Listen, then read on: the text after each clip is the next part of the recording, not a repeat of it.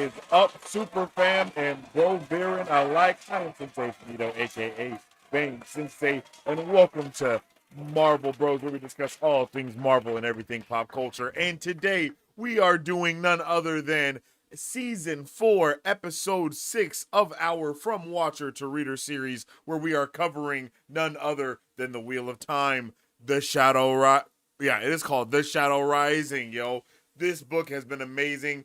Today we are going to be covering chapters 31 through 35, and I am so excited to get into it, and I hope you guys are too. Yeah, man, these chapters were awesome. We're going to talk about it. We're going to nerd out. I hope everybody's having a good day today.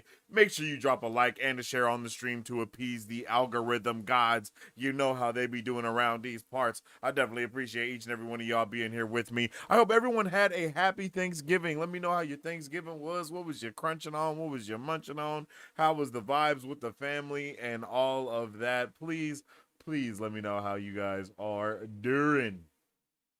I'm gonna let you know how I'm doing too. You know how we do things around here. If you don't know, let me tell you a little something, something.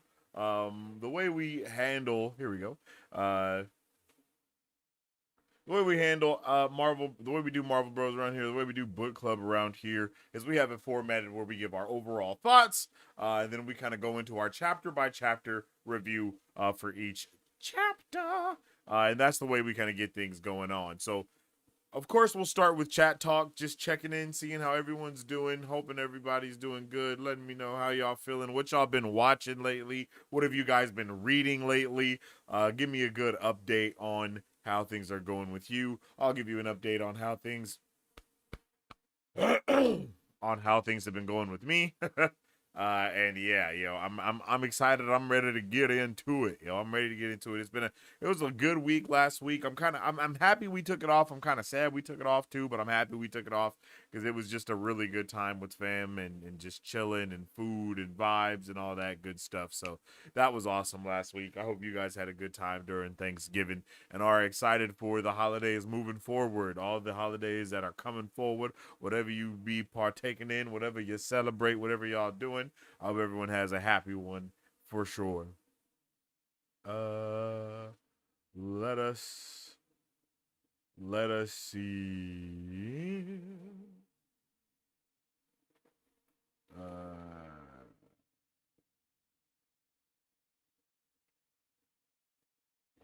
mhm, mhm, mhm. Yeah, man. It was awesome.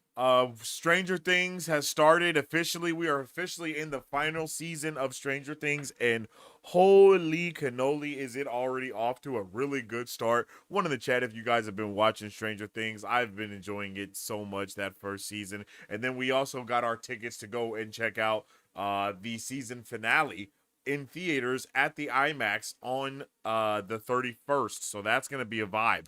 And I do believe that the 31st is when we have our last day scheduled for book club. And I think we might have to make that the 30th instead of the 31st because yeah, like I just said, we just got those tickets for that day and I had no idea that was going to be going down that way, but it is. And so we might have to move book club to Tuesday or to Thursday or something like that, depending on what's going on that week. There's so many movies and stuff releasing this year, dog. So I'm hoping that we can stay on top of it all, yo. As we're in our what's up with Akam? What's up with Thatcher? How y'all doing? I appreciate y'all jumping in the chat.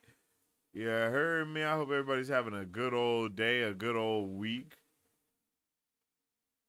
I've been enjoying my days, my weeks. I've been locking in, getting stuff all situated. Bro, I am really excited for 2026. I gotta say, I am excited for 26. We got From Watcher to Reader popping off soon. You know what I mean? We got the Cage going. We got Marvel Bros. We're about to start hitting our stride again. I'm just really excited to get back to all of that. Speaking of From Watcher to Reader, you guys, just to do a little cleaning house here, yo. Our From Watcher to Reader channel is now available. I don't know if y'all know, but From Watcher to Reader is up live and ready to go, make sure you go subscribe to that channel. And guess what? The first episode of From Watcher to Reader is going to be going up today. It's going to be covering chapters 7 through 12. That is right, chapter 7 through 12. I know you might be like, chapter 7 through 12, where's the first half? Well, look, I forgot to record the first episode, okay? I just forgot. That's what happened.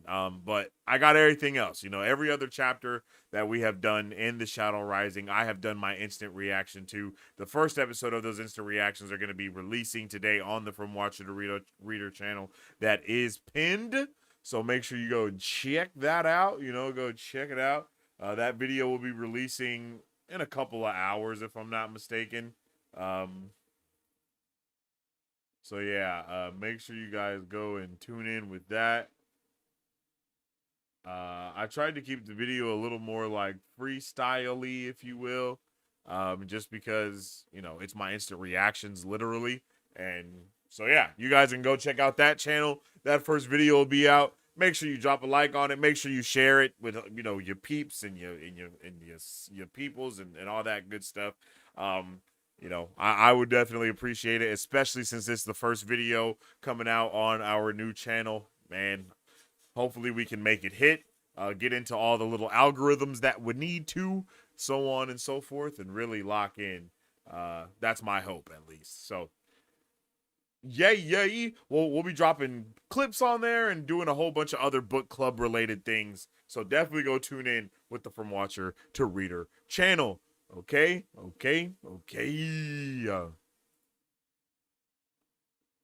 Let's see what else we got going here. Okay, I got my docket here. Got my watch. My handy dandy watch, ladies and gentlemen. Okay. I already did the whole like, subscribe thing, ring the bell. We are also going, last thing, one of the last upkeep things I'll talk about is we are going to be doing a revamp to the Marvel Bros Discord. Now, I'm not sure. Wait, we're doing a revamp because Marvel Bros is obviously expanding into a whole bunch of other things. And I want everybody that is in the Discord to be able to, you know, find the things that they want to find and go to the places they want to go to, whether you're part of the book club family or whether you're a part of just doing the regular Marvel Bros stuff or the cage or whatever. I want you to be able to, you know, get to those channels that matter specifically to you. So we may be kind of not doing a complete shutdown or a rebuild, but we'll kind of be doing a pause on the Discord maybe for the rest of the month of December. And then in January, coming out with like 2.0 type of thing for the Discord to where everyone is able to go where they want, like, you know, like you react to the role and then you go to that channel and all of that. You know, I haven't done any stuff like that since I made the Marvel Bros Discord. Well, like 5 or 6 years ago at this point. So definitely time for some upkeep around those parts.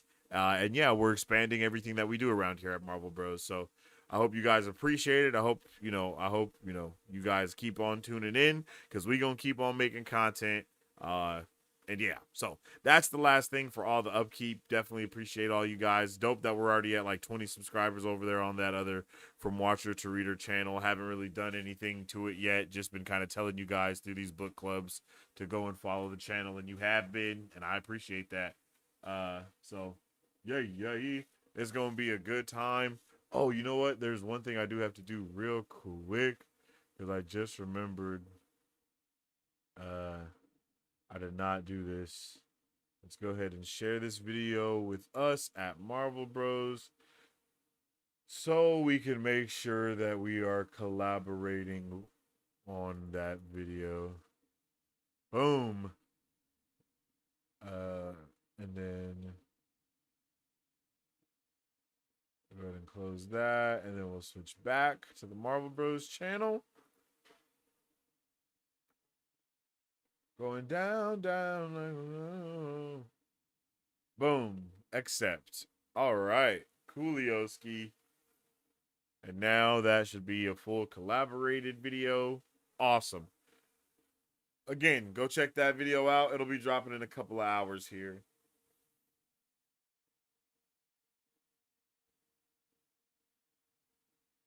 So how are we feeling about last week's chapters? Are we good? Are we traumatized? Are we confused? That I think that's a good place to start. I mean, we can get into some of my overall thoughts here. It's very hard to figure out where to put this. Oh, you know what? Let's just put this smack dab in the middle, just like that, and then yeah, yeah, yeah. Okay, I like that. I need to figure out. I need like a teleprompter or something. You know what I mean? Like so I can read my notes. Oh, my notes. Oh, I also added a new color and highlight to my situation stuff that I be doing over here. Because when I be when I, if you guys don't know, when I do my book reading, I very much kind of I don't want to say go to church on it, but I go to school with it. I got my notes out. I'm highlighting things and color coordinating stuff. And yeah, the new color that I added to the roster is orange. It's orange.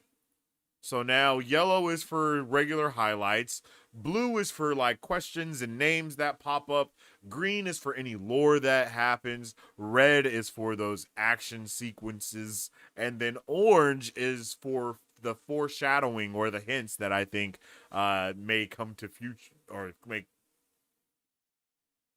I don't even know words, but yeah, fruition for things that I think may come to fruition. You know what I'm saying? So we've got a whole little system going here now. You know, all of the colors that are needed.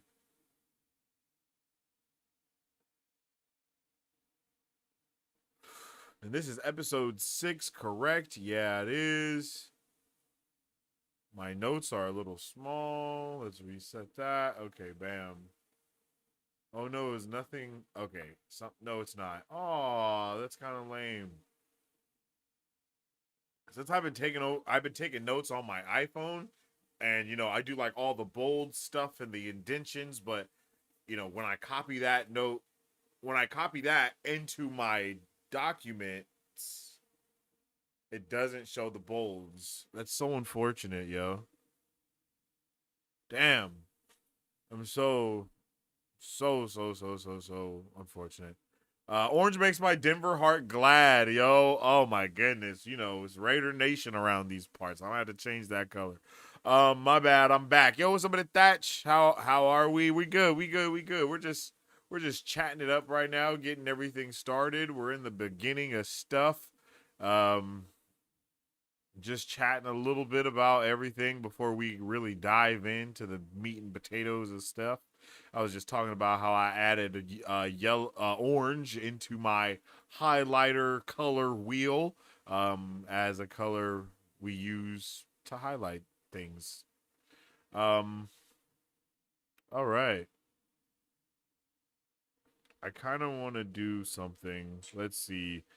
Can I just download this notes? No, I can just copy it. Edit actions. How the hell would I open this in Chrome? Yeah, okay. I was about to say, what? How is that possible? Man, this is unfortunate. I be doing stuff to my notes a very specific way, and now it's all. Ugh, this shit frustrates me so. Whatever. Bunch of ass faces. Print. Oh, can I like. And then save this? Oh, shit. Wait, let me see.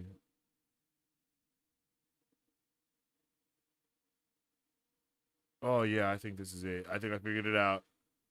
Save the files. Let's put that in the transfer drive. Go ahead and save that. Go to my Google Drive over here.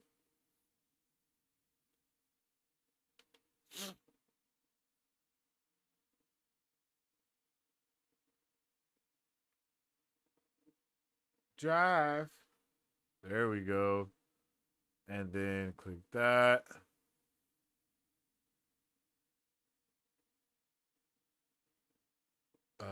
Download. Nope, transfer. Are we being serious right now? Thank you. Yo, this should be trying to piss me off sometimes. I swear to Bob. I swear to Bob, chat. It be trying to piss me off sometimes. And let's just open this with Chrome, baby. Yo, thank the light. All right. Sorry about that. That was annoying. But hey, it's done now. And we can really lock in, ladies and gentlemen. I got my notes. I got my docket for how we're chatting up here. We're okay. We're making good time as well. All right, let's go ahead and let's get into a little bit of our overall thoughts on this portion of the reading. I absolutely loved everything that we got to do this week, if I'm going to be honest with you guys. I think I've been saying that every week, is that I've absolutely loved the reading.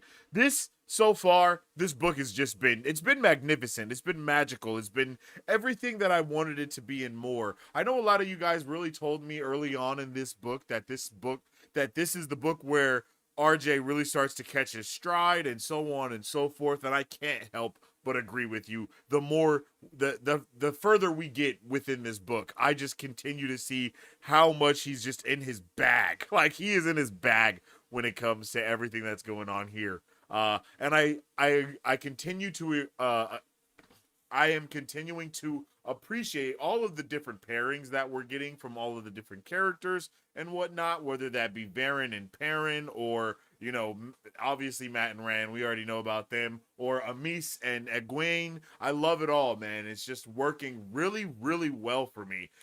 And I've been kind of joking about the whole Riverdale and Game of Thrones balance that this show has been able to kind of do, but I stand on that 10 toes. Like, as the more and more that I read it, it's just amazing, yo. And I love, it's like not cheesy, even though I know a lot of people, like, I think it is a little cheesy in a way, but I don't think it's cheesy in like a bad, I don't know how else to say that, but it's cheesy in the form of these characters are cheesy. It's not necessarily that the book is cheesy or that. It's like, no, we have these cheesy characters that are like still kids at heart, that are forced into this situation that is way bigger than they even are at this moment, and they have to live up to these roles and these expectations that are put on them, while they're also trying to maneuver through the dynamic of just going through day-to-day life as growing up as a kid. You know what I mean? I mean, they're not kids, but they are kids compared to everything else that's going on in the story. And again, compared to the situations that they're up against,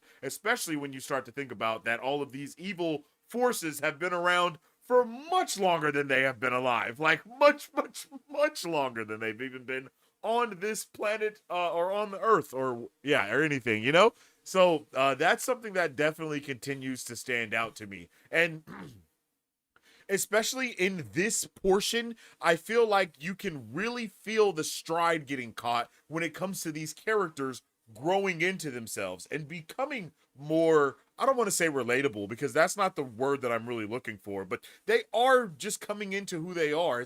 This chapter, this portion, really made me feel that coming of age story type of thing, but not coming of age, right? Especially with my boy Perrin. Felt like Perrin felt like he was becoming a man almost in this portion. And it was so amazing, especially since Perrin is someone who has so much inner monologue with what's going on. He's constantly talking to himself. He's constantly trying to make sure he's making the right decision for these things. And in this section, you were able to see him really come into that. And you're also able to see Egwene start coming into who she is. Even Fael, she starts coming into stuff even more as well. And she's just kind of got here, but as soon as she gets around the women from Emond's Field, she starts kind of taking on those mannerisms. And then we see Egwene starting to take on even more Aiel mannerisms, and everyone is just learning from the people that they're around, constantly. And again, I feel in this section, we got to see all of our characters grow in one way or another and kind of actually start to step into who they are, right? Even with Matt being so hard-headed, so stubborn with everything that he's doing, he can't deny what's going on around him. He cannot deny the facts of the matter. And that is, all this stuff is going on around him. And I just liked that we got to see every ounce of that. And yeah, that was so dope, bro. I enjoyed it a lot. Even Avienda, right? Avienda, she's even begrudgingly going into these things, right? There was not a lot of Nynaeve and Elaine in this section. We started this section with Elaine, but Nynaeve is probably going to be the one person to be brute forced into changing when it comes to this story. I don't think anything is going to be, with her being like, oh yeah, come on guys, let's change for the better. Like, no, like that's changing. Nynaeve is moving a mountain. But I still loved it, and I appreciate all of the, I don't know what else to say other than elders, like all the adults and the elders in this story, because they really do take on the role of trying to not raise these kids, because they're kind of pissed off that they are kids, but they are trying to teach them. They are trying to embrace the next generation. And another thing that kind of stood out to me within this portion of the reading was how different the men and women are with their respective proteges. I mean, obviously they would be. That's a very big piece of this entire story, is the difference between men and women and how they deal with anything, like whether that be trauma, power, anything. That's kind of a very core aspect of what's going on all the time. But in this chapter, it was just crazy to see. I really put Perrin and Egwene next to each other in that type of light of working with their titular people, right? Where you have Egwene doing things a little sneakily and kind of like trying to not listen and lying and all this stuff. And then you have Perrin doing this like breakout shit of just being a boss. And you kind of already had that moment for Egwene in the past. But now you're kind of, for Egwene, now we're getting put, I don't want to say she's getting put in her place, but that's kind of is what's happening, right? For all of the adults, they all put Egwene in her place for one reason or another. I mean, Amis definitely put Egwene in her place here, being like, "Yo, you think you grown?" That's kind of the energy that they had. But when you see Perrin, everyone around Perrin is like, "Oh shit, like Perrin, you are the guy, yo," and he's like, "Am I the guy?" And he's like doubting it. He's like, "Oh shit, I am the guy, aren't I?" You know what I mean? And I just really like the balance of being able to see all of that, because I feel like in that last book, and a lot of this book as well. No, in the last book, like the girls were really forced into that adult role more than anything, right? They weren't really being pacified, I guess you could say, right? Swan Shan gave them the ability to kind of go about and do their thing, and all that shit was happening, and they've been lying about being Aes Sedai, and all of that kind of has gone. I feel like it's kind of gone to their heads, for lack of better words. And here we see Amis kind of bring her back down to size, like, yo, you may be Amerlin, you may be an Aes Sedai at the White Tower, but you're not an Aes Sedai here. You feel me? And I like that. But then again, I like the contrast of that, where Perrin has been filled with nothing but self-doubt up until this point, and then now it's like he's commanding, like, Matt and Rand's dad. Like, bro, just such a good chapter all the way around. Such a good portion all the way around. It's just so well-rounded, this section of the reading. I enjoyed it so much. Like, I enjoyed it thoroughly, yo. I enjoyed it thoroughly. Even though it wasn't it wasn't very action-packed or anything like that, and that's okay. I love lore. I love narrative. I love that just as much as I love the action-packed, fast-paced moments. And I love Game of Thrones, and I love the Riverdale moments, both of them, I hope I'm not irritating anybody by saying those Riverdale moments, but it gets a little dramatic sometimes, and it gets a little breathy, for a lack of better words, and there's nothing wrong with that, I like it all. I like it all. I love these books. I love the POVs that we get to be able to see these characters from different eyes.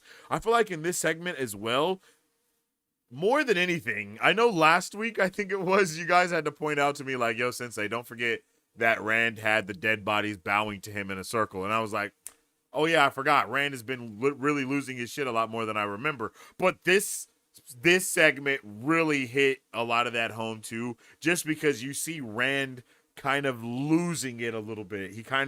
He's going off on his tangents. He's talking out loud. He's kind of spacing out, and everyone's kind of standing around looking at him, you know. And then when he starts talking to Matt at one of the points, he's like starts saying really crazy stuff, and he's like, it was just so much going on in this portion, and I loved it. I loved it.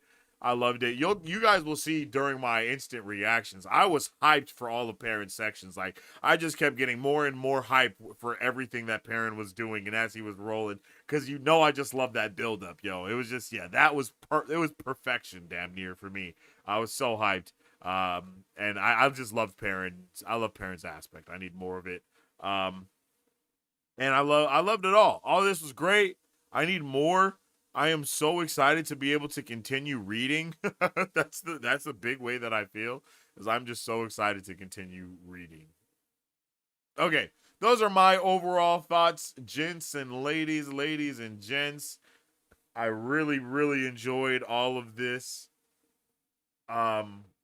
Let's see how you guys are feeling here as well. Fire chapters, I agree. RJ was popping off in Shadow Rising. You are so right, Akam. I agree. Bro, he really was popping off. It's insane. Just flipping pages and everything is bar. This book is definitely when things coalesce into its own identity and really expands in a bigger way. And I am feeling that in every page. Honestly, I am feeling that with every page. This is the first book in the series that isn't a Lord of the Rings fetch quest, and arguably made it possible for books like A Game of Thrones to get published. Oh, I could see that. I mean, I just finished saying Game of Thrones. I've said Game of Thrones at least 7 times in this. I feel that. I agree. The EF5 the Amonsfield 5 start to feel like old friends at this point. Yeah. Yes, very true. I think I agree, Akam. A crucial transition point. Okay.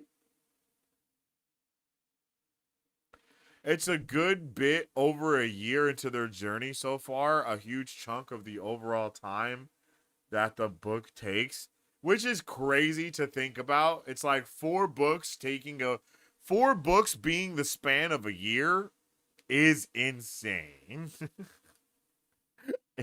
That is insane.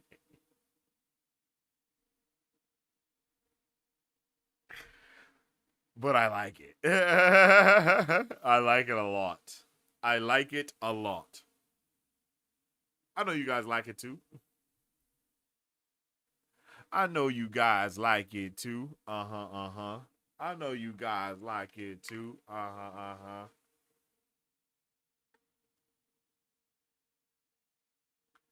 Okay.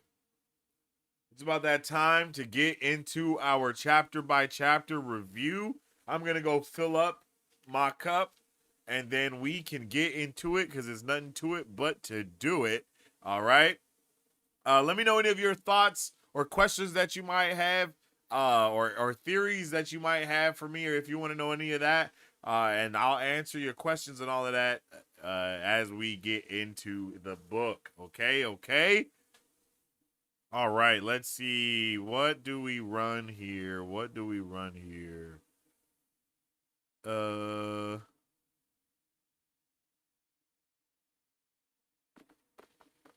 I don't know what to run here. We're just going to go with this one. Oh. Or not.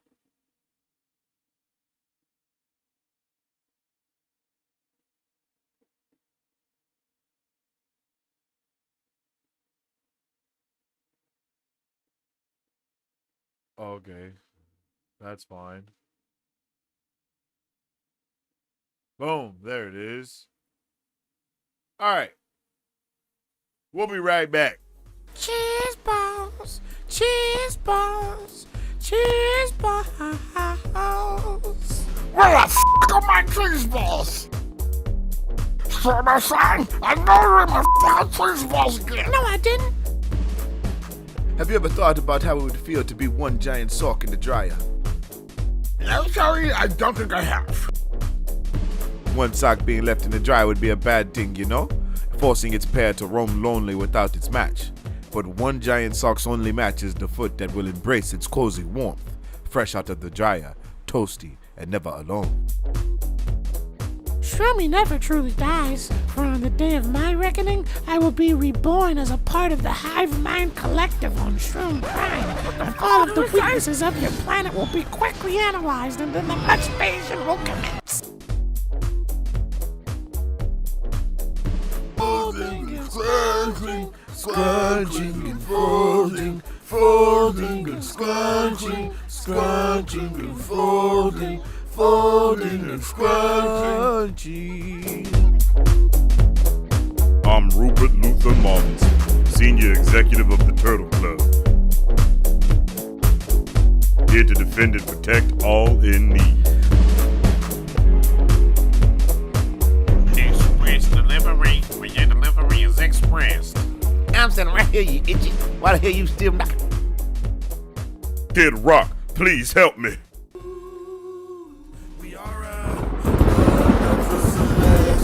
That's the Natural selection, a natural selection, a natural selection, a natural selection, a natural selection, a natural selection, a natural selection. Shroomy Rum Doomy!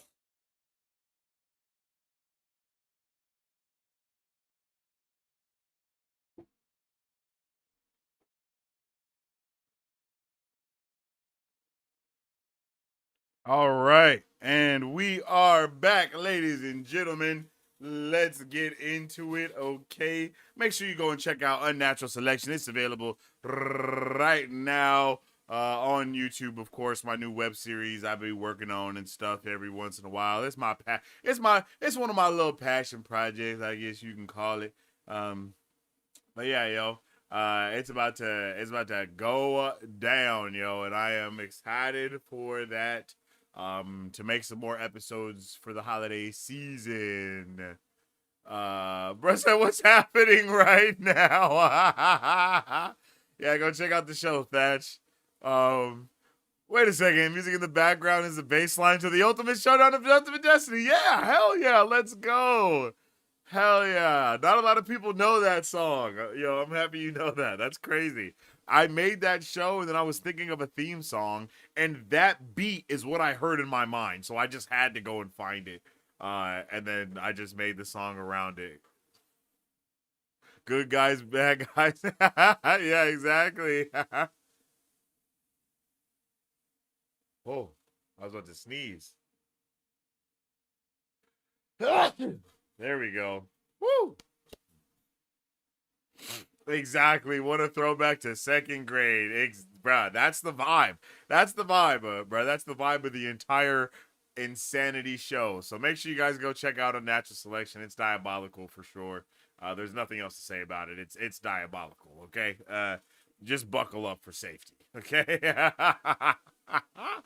Okay, let's see. Yeah.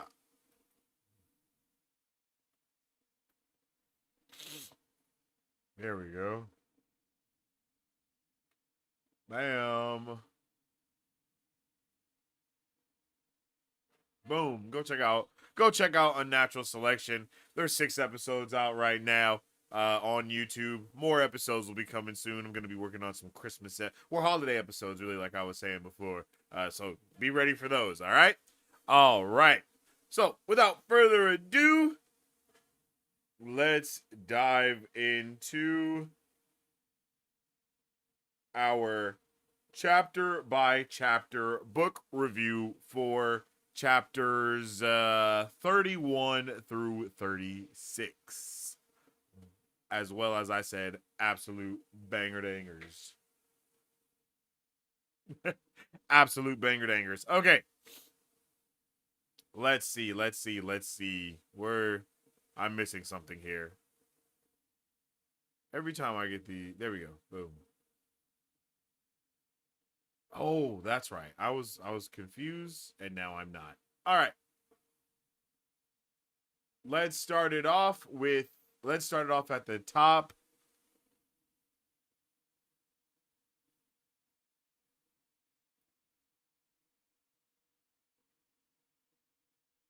Okay. Let's really get into it now. Let's get into our chapter by chapter review for chapters 31 through 36. Starting with Chapter 31. Assurances. Man, oh man. Man, oh man. Man, oh man. Okay. I just realized we don't usually do previously ons like with these episodes. Maybe I got to start doing that for the other one. But we start off right where we left off from the last chapter to this chapter with the Perrin POV. I love Perrin. Perrin is my favorite character in this book. I really solidified that with this section. I was kind of teetering and tottering back and forth with whether he was my favorite character before this, but this section made him my favorite character hands down. I just loved everything that we got to see here. But we started off with realizing that there are 2 Aes Sedai here, and I was like, 2 Aes Sedai? Ooh! And it's Varen. It's Varen. I love Varen. And now we have Varen here asking about Perrin and Varen. I love it, yo. The Aes Sedai are here. They're locked in. And one of the first notes that I wrote was immediately, I love everything that's going on in this chapter. Because I legitimately did. And it was hilarious. It was hilarious to me the way that Fael almost immediately picked up those OG mannerisms from Mistress Alvear. I could not think of her name real quick. And that was crazy. And then boom, we get an explanation. We get a new explanation here. Oh, that's why I'm tripping too. Okay. Sorry. I'm not in the right chapter in my book.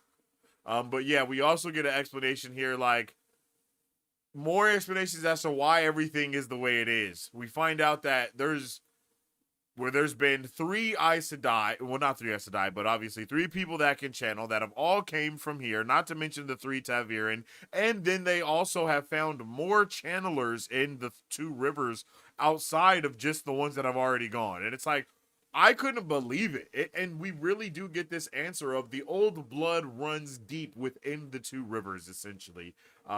And since it's kind of like, basically the answer that I took away from it was, since the 2 rivers has been so isolated from the rest of the world, there wasn't as much crossbreeding. Sounds crazy, but I don't know what else to say other than that. Like, there wasn't intermingling with the outside world, causing the old blood to just continue to run deep within the 2 rivers, and meaning that there are more people that can channel, and so on and so forth, and so on and so forth, outside of all the other things that are happening. Like I said, I really enjoy the way that everything is weaved into the fabric of not just the story, but the legit universe of the 2, not just the 2 rivers, but the Wheel of Time. It's beautiful, man. I love it. I freaking love this book. Okay. Okay, we already got that. And my next question was also that I wonder if, since there's such a high rate of girls with abilities in the 2 rivers, does that mean that there's also a high rate of dudes that can channel as well? Not just them, because obviously, since all this other stuff is going on, we have this specific thing happening here, and it's like, does that mean that there are also more males, or a more male rate that can channel, right? Because we have Rand, obviously, and then whatever the hell is going on with Matt, because we do not know, and then Perrin, he is a wolf brother, right? So all of these things are there. It's like, is there some other type of stuff with the dudes here in the 2 rivers that I'd be very interested in figuring out what that is, what that is exactly. I'm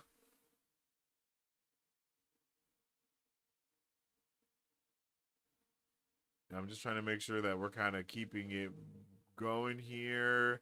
I just love Perrin and Varen together.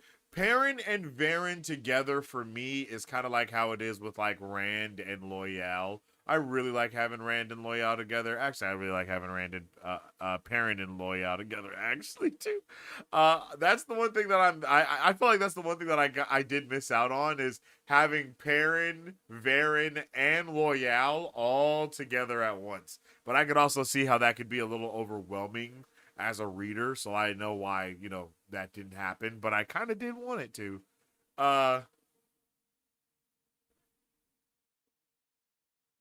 Yeah, and then we also get this W lore drop here.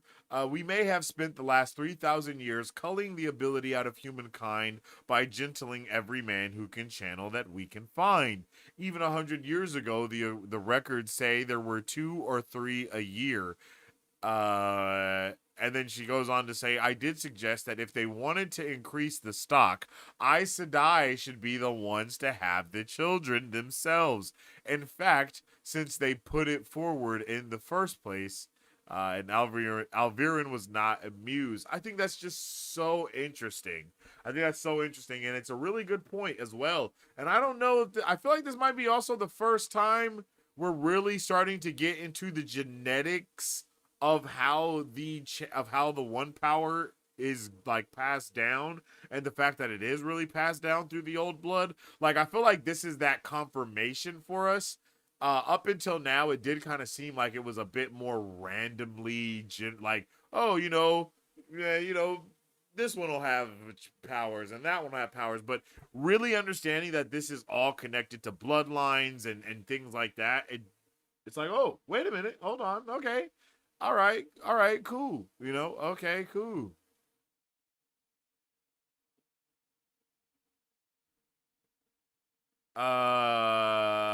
Let's see. Oh yeah, the more I read, the more I appreciate this slow. Yeah, the more I read, the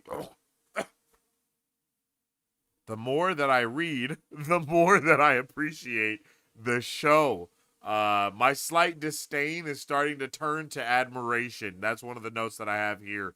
Just because the more I read, I really do understand what they were doing with the show. It's insane, but they really did interpret the book to the best of their ability outside of not going bar for bar with the book. Like, I think they stayed as true to the source material as possible while also giving something new. I can only imagine how cool it was for you guys as like book readers first to watch the show and then be surprised that you're seeing a completely different POV than what happened in the books. Like, wow. I appreciated the show so much more in those moments where I'm realizing, oh shit, we saw a completely different POV than this in the show. They did not retell the story, but they did retell the story, Even the stuff with Alana, realizing that Alana is here, and the fact that her, did I write that down somewhere here? I think I did write it down somewhere here. But the fact that her warder died off screen here. Like, what? Like, just having that little thing that we got to see in the show, it made me care about Alana and her warder so much more by the time we meet them at this exact moment. Like, everything kind of just happening the same way, but I already care so much more about them at this moment than than I did before. And it's wild. It's just wild to see the reflections of the pattern.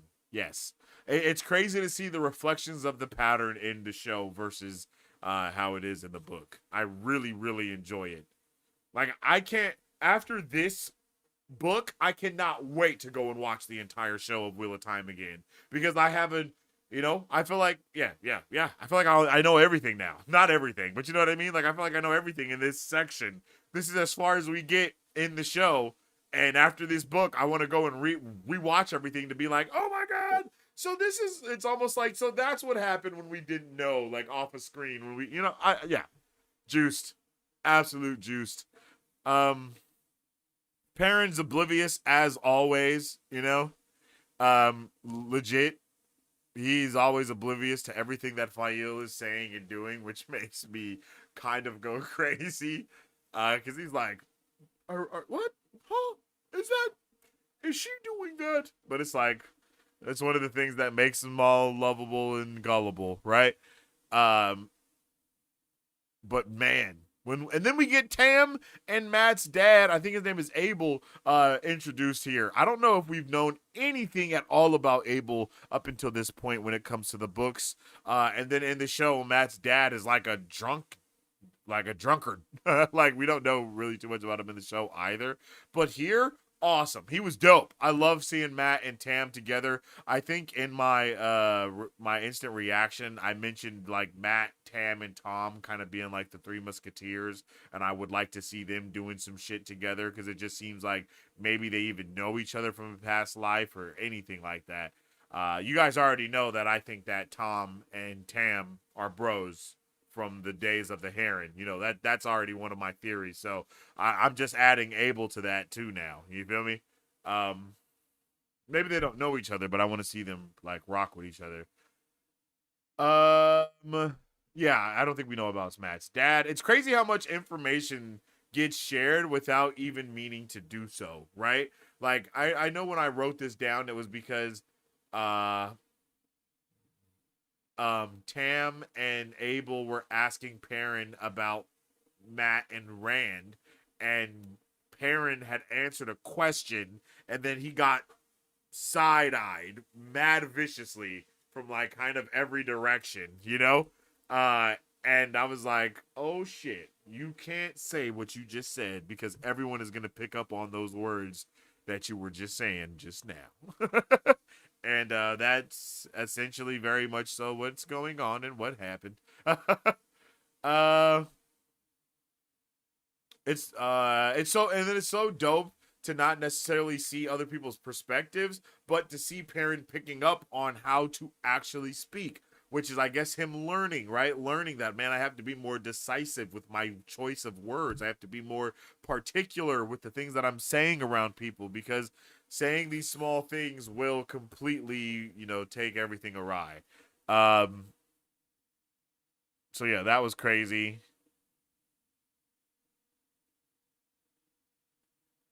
And then the Aes Sedai being the equivalent of a Pokemon Center is awesome. I really enjoy that. It's so much like a D&D campaign sometimes when they like rest to restore their health and they get to like spend XP to level up and learn new skills. That's very much how I feel like this is going. I don't know how popular D&D was at the time of these books releasing, but these books do very much feel like we're having that rest and okay, heal up and all right, now do this and now do that. Like very, you know, very restore the party vibes, you know, and it is put into the story very well. It's used so well, man. It works so well because after we do have this moment with Perrin and then he goes and does all of his awesome shit and we go back to Rand and them, guess what? We have another restore the party moment where everyone gets to restore, learn their new skills, level up, spend their XP. I just freaking love it. You know what I mean? I just love it, you know? Like, I don't know. I just love that. I just freaking love that, man. It's so D&D that it can't be accidental is essentially what I'm trying to say. Because it's a very good flow of things. And I'm not sure what else at that time period had that type of flow other than D&D. You know what I mean? So, yeah, interesting to me. See, this is why I love having my notes. You see how on point we are with stuff right now? It's so funny to me also how Mistress Alvir and Abel kind of said the same thing to Perrin and Fael. And they also interpreted it in their own ways. And then it was funny how Perrin picked up on that both of those things were said. And then he's like, well, I can't believe what he said worked. But doesn't pick up on the fact, he picks up on the fact that Fael did what she said, but doesn't pick up on the fact that maybe it worked on him too. You know, Perrin gets very, I don't want to say dense, but he's very dense sometimes. He's very surface level at times with things. And I'd be like, come on, bro. I'm like, Perrin, lock in. And then it's really funny to me also that Perrin, at one point, Perrin, I wrote, Perrin is an idiot if he doesn't think he's Taviran. Like, I am so confused because they're all talking about how they are Taviran and so on and so forth. And then he's just like, no, Matt and Rand, they're definitely Taviran. They definitely have stuff going on with them. But, me, nah. It's like, bro, what the hell are you actually talking about? Are you good, dog? Like, that's all I was talking to Parent, because I was like, there's no way you're just, there's no way, like, there's, there's no way you're just saying these things. Are you dense, bro? Are you mad? That's really how I felt. I thought it was hilarious, though. Yeah. This is what hold on. Did I write it down? Did I write it down? Hold on. I'm trying to stay in topic with my books and all of my other stuff here. Let me see. I don't know the Reverend Stan. Boom. Let me see. Tamal Thor, Parent Lad. Okay. We like to pay for what we get. Yeah, they came back with the. Okay, yeah, I know this. Maybe around right here.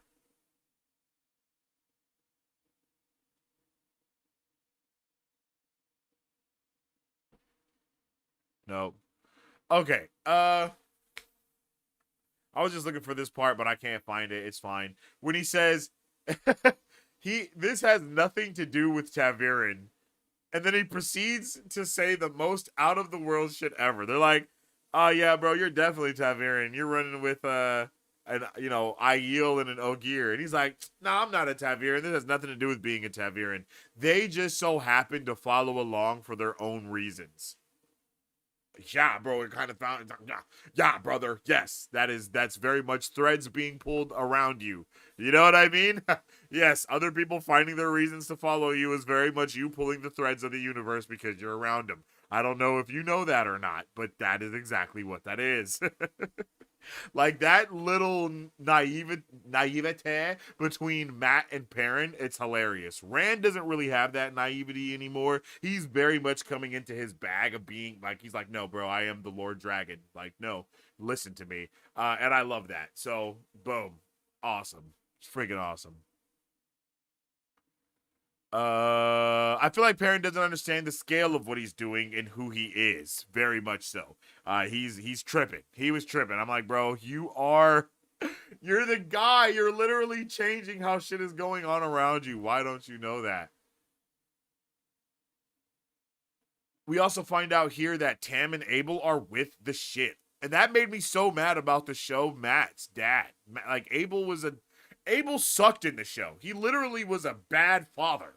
Like, he was a bad father, did not support his children. He was a drunk, and I'm pretty sure he didn't even do shit when the kids were kidnapped. Neither of them did. No one did anything. Like, that shit was crazy. I couldn't believe it. I couldn't believe how bad he was in the show versus, again, here. It's like, but then when you look at that, that also goes to reinforce what I was saying earlier about how the show really is just a reflection of the pattern of what's happening here, because that show, Matt, is so different from this book, Matt, because his dad isn't a badass, right? Since his dad is a drunk, since his dad didn't do all those other things, he's not on that same level like that Matt, like this Matt is. And it makes sense as to why that shit is different and why he feels like such a, like in the, you know what I mean? Like all of the changes start to make sense because the pattern has woven different in the show. So therefore all these characters are different for whatever reason, even down to Perrin not having his secret family be murdered, right? Like all of that matters.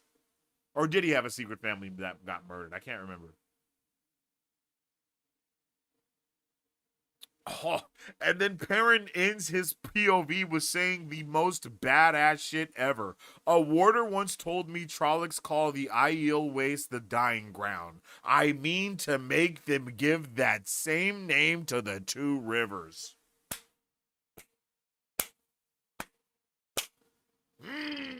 That's what I'm talking about, Perrin. Perrin was talking that talk in this section, yo. This entire section of Perrin's POV and stuff. He was talking that talk, and I was ready to ride at dawn. Okay? And then we switch POVs to Dane Bornhold. I liked that POV a lot as well. Very good POV switch here.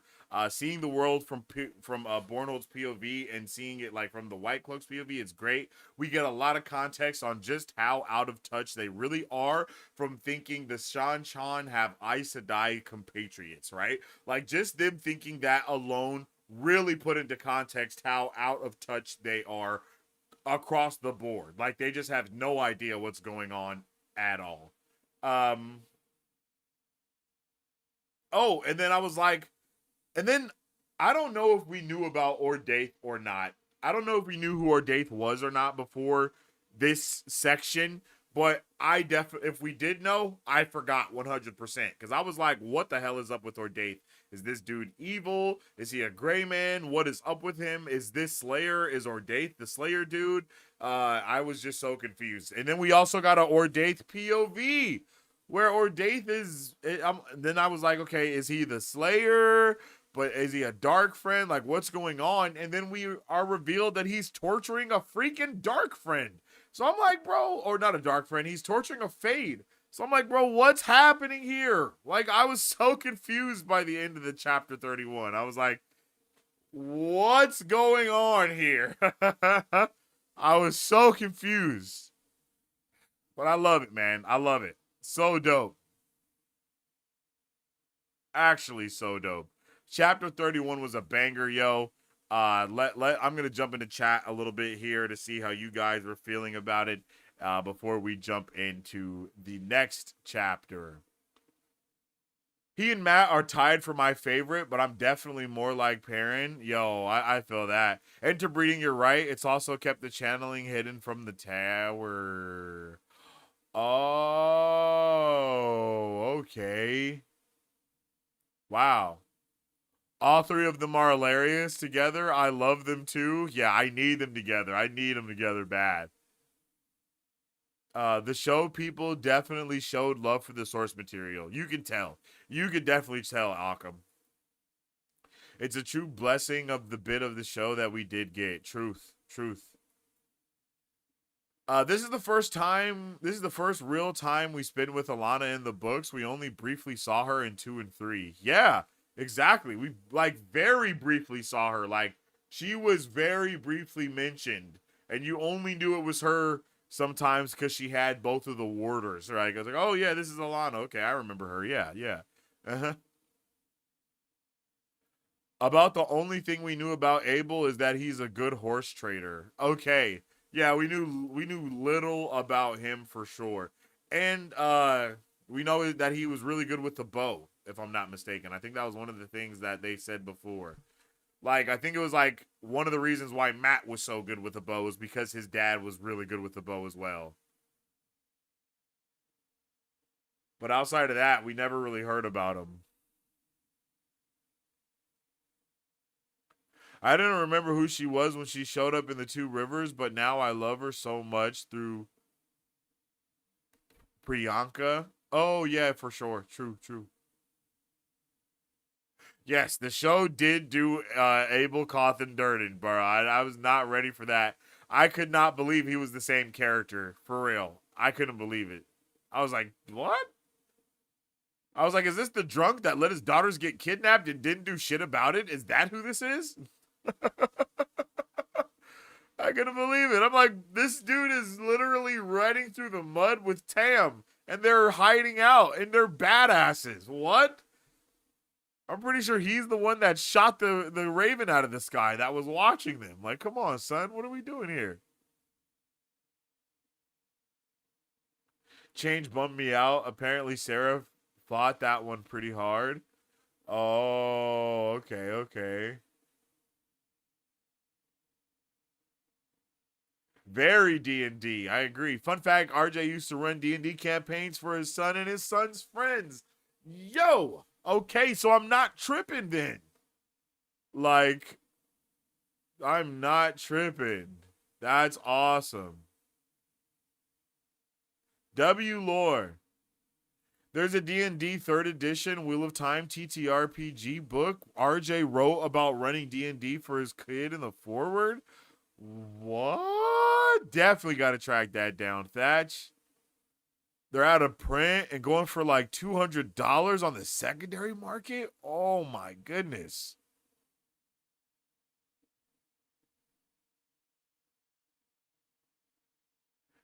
We saw Ordaith briefly in the prologue of book 3. He was hanging out with Pedron Nile. but we didn't know who Ordaith was, right? We knew that he was getting them to send troops to the Two Rivers and all that, but I don't know if we knew who Ordaith was, though, at that time.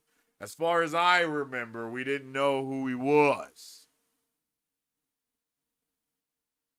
But I may be mistaken, because I'm really not sure.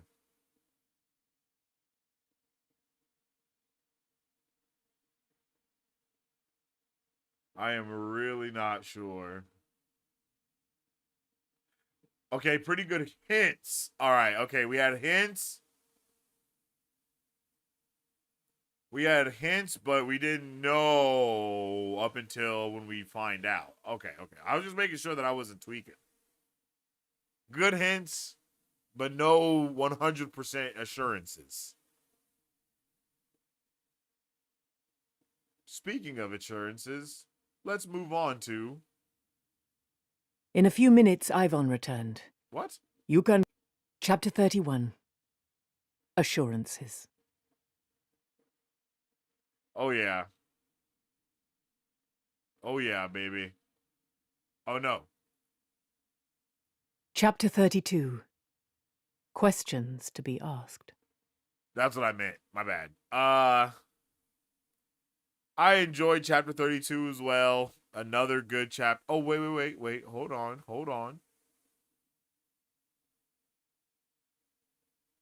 Oh, yeah. We find out. Oh, we also find out that Ordaith killed Perrin's family. I forgot about that. I didn't write that down in my notes, but I definitely highlighted that. We find that out. That which is freaking crazy. I can't believe I didn't write that down. Yeah, I can't believe I didn't write that down. Maybe I don't know. I don't know why I didn't write that down. But yes, Ordaith is like the dude that killed Perrin's family. Insane.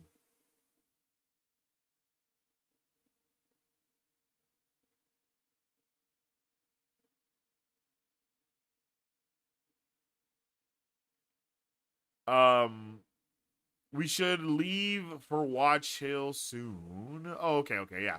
So we start off with Varen like ready to go, Varen Perrin ready to roll out. Alana, as we watch her, she was definitely giving me Nynaeve vibes. Like she was 100% giving me Nynaeve vibes. It was crazy. And then I was rolling at how Perrin goes, oh, I only want to look. That's it. And what I wrote was, bro wants to only look, but is definitely about to get into the battle of the century. LOL. Because that's how I felt. I was like, oh yeah, bro. Of course, all you want to do is look. Let's see how good that works out for you, bud.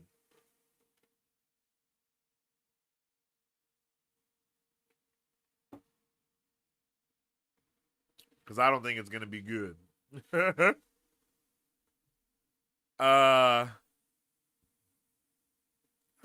Oh, and then I love how Loyal is like not with the malarkey at all, but he will do the malarkey for the bros. Like Loyal is such a real bro because Perrin's like, yo, I need you to stay back. And he was like, bro, what? I wanted to go with you so I could figure out what's going on. And then Perrin's like, I need you to watch her basically because I don't trust her. And he's like, I don't want to do that, but I will. You know, I got you though, bro. Don't worry about it. I thought that was hilarious, brother. Yeah, I thought that was absolutely comedy. Fail is obviously ride or die. She's ready to go up against Aes Sedai for her man, and I love that about Fail. I was really happy to see Fail and Perrin not fighting as much in this section as well. That's something that I was kind of getting tired of their like bickering back and forth, for a lack of better words, but I'm happy that they kind of got through it. And then again, Fail is constantly doing this thing where I'm like, oh yeah, Fail's gonna stand between Aes Sedai for her man. She is ride or die. But then she turns around and does something completely suspicious. And then I'm like, wait a minute, what's going on here? What's up with this? Like, why did you do that, Fail? You know, like it's just such a it's such a tug of war with it because I'm like, bro, what is really happening here? And I truly never know. I never know what's up with Fail, bro. I'm like, what are you doing? What is even what's happening right now? And I just feel like I don't ever get answers. Yeah, like damn, every time I'm like writing for Fail, she just does something and I'm like, bro, what is happening with you, Fail? Or she'll be like, my father. It's like, yo, father, what? Like, why are you being so suspicious, bro? Like, and then parent just be like, she can be suspicious as she wants to. I'm not tripping. Like, bro, why aren't you tripping? You should be. Ask questions. We got too much writing on what's going on right now. But that's also been parents' energy. It's like, yo, we have too much writing on what we're doing right now for me to be doing this petty bickering and petty, back and forth. And I feel you, dog. You're right. The fate of the world is definitely at stake here.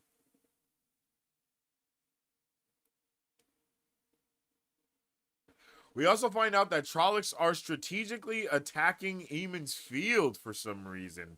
It's like, what's going on? And then boom, we find out that the Shadow really wants to crack off a war near Eamon's field or in the Two Rivers or whatever, and just having everyone there, going on, like everyone is there. And they want everybody there. They want to have all the lords and all the queens and everybody around to send troops to the Two Rivers to help them out, and then end up causing a full-on war. But again, we don't know why we want to do these things. Also, brief mention of Ayelans, and I'm like, who the hell are Ayelans? Who are these Ayelans and why? Why have we not really heard about them up until now? And why do they sound like Aiel? Like the Aielman. Like why are all of these names so same, but diff?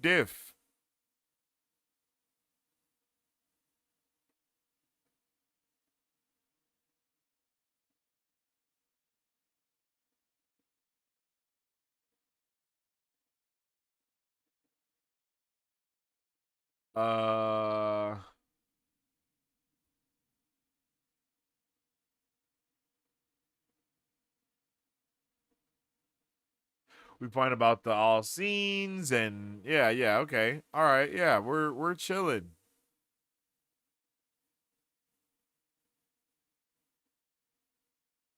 So yeah, so they make it into the town. I'm just trying to make sure. I'm like trying to make sure I'm not really skipping over stuff. I don't think I am.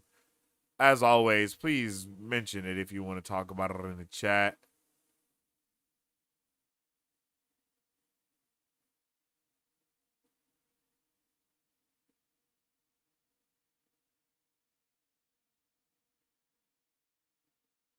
Okay, and then the Aiel. Okay, they get to the all seen farm or whatever, and then Burr's like, "All right, Aiels, y'all don't roll with us because that's gonna be mad suspicious, obviously. So please go ahead and go your separate ways." They're like, "Bet we'll find our own food. Don't worry about it." So they do go their separate ways. They go in, and then as soon as they touch down, guess what? All eyes are on Fael, bro. As soon as they walk in. Like, all the dudes is looking at Fael like, what's happening? I ain't never seen a little thing like you around here. And then Parent is like, the fuck is up with this dude? And I feel that. I love that so much. I love Parent, man. He's so real, dude. He is so real. I feel like he has had the most, like, it sounds bad, but, like, general dude reactions to stuff. You know what I mean? Like, I feel like he's been the normal dude in this story, kind of, so far. Other than the whole yellow eyes being a wolf and all that extra shit. But other than that, he definitely gives straight, like, I am a normal guy. I don't understand what's going on around me. He definitely gives those vibes. And I think that's hilarious.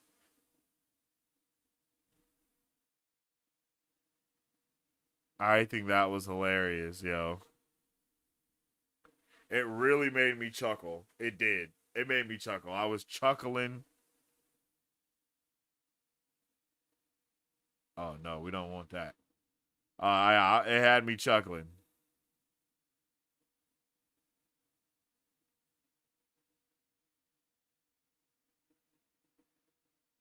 Boom.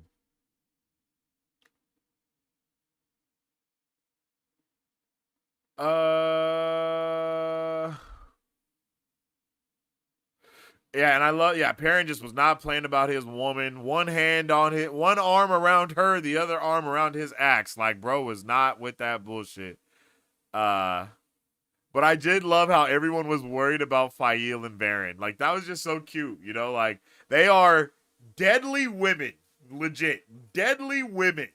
And everyone is like, oh, do you guys need a little fish for total? And they're like, oh, why, thank you. Thank you for the cushion seat. You know, like they're doing all, like they are definitely putting it on extra thick. And that just was very hilarious to me. I love it. I love that, yo.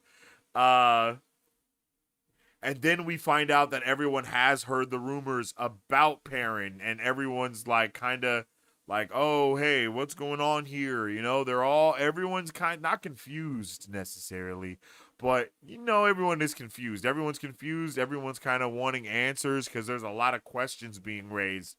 The town folk are going in. I think it was Adine. That was the one that was kind of set tripping the most, right? She was like, hey, how do we know that he's not a dark friend? How do we know they're not dark friends? Like, we know that the White Cloaks obviously wanted them for a reason, and all of that was happening, and I just like that, you know. And we also get this notion of Two Rivers people were not used to killing. Some years ago, a woman had murdered her husband because she wanted to marry another man, and that was the last time anybody had died of violence in the Two Rivers that Perrin knew of. Until the Trollocs. It's like, bro, like, this is crazy. Like, it's just crazy how shit was going down. But then we also get the reveal that Padan Fane is Ordaith. We get the full reveal. That was very surprising to me. I'm still very confused about one of the reasons why I did not think Ordaith was Padan Fane was because Ordaith obviously has a huge disdain and despises all of the fades. So, like, this is where I get a little confused with how stuff is going on, because it's like, okay, so dark friends and fades aren't always working together, and gray man and fades and Trollocs aren't always working together, but all of them are working for somebody. You know, like, some people are working for the Dark One, some people are working for the Forsaken. All the Forsaken aren't even working together, so they have stuff going against each other. And I think that's where I'm getting a little confused, right? Is the fact that all of the evil people are not on the same side, in a similar way to all the good people aren't on the same side. And that's kind of where my brain is trying to get a better grasp on that, is that they're not all good. They're not all on the same side just because all the Trollocs are there, it doesn't mean all the Trollocs are there for the same fade. The same fade is working for the same Forsaken. Like, all of that is not the same thing that's happening. So I gotta kind of really pay attention to that even more so now. And this book made me realize that, obviously, but this section as well was like, oh, all of the dark friends are legit working against each other. Not all of them, but it's like you have everyone working against each other at the same time. And I feel like that is a nice touch that you don't usually see for the evil side. I may be wrong about that, chat, but I feel like you don't usually see the evil side fighting against each other. They're usually very much in tandem with each other. One of the reasons why I love Darth Maul in Star Wars Rebels and Clone Wars is because he is a dark side user that is going against the dark side. Like, he is actively going against the dark side and Palpatine and all this stuff, but he's also adamantly for the dark side and trying to turn other people to the dark side as well. I love that. I just love that type of stuff where you're really able to start seeing these factions and all these other things really grow within how these community, like how both of these communities, for lack of better, are working. Another reason why I'm so hyped for the Darth Maul show that's gonna be dropping. That shit's gonna be fire.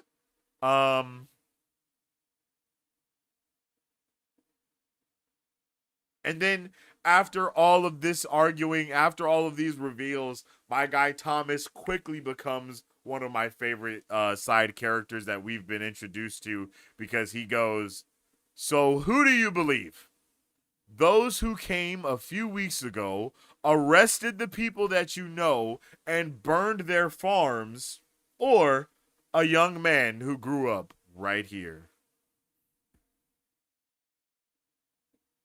Bro, I love it. I love it. What a good question for these chodes. Like, what are you guys actually doing here? Like, why is this even a point of contention, a point of conversation, a point of argument? Like, hello? Oh, and then we also get introduced to Lord Luke. Yeah. We also get introduced to Lord Luke here.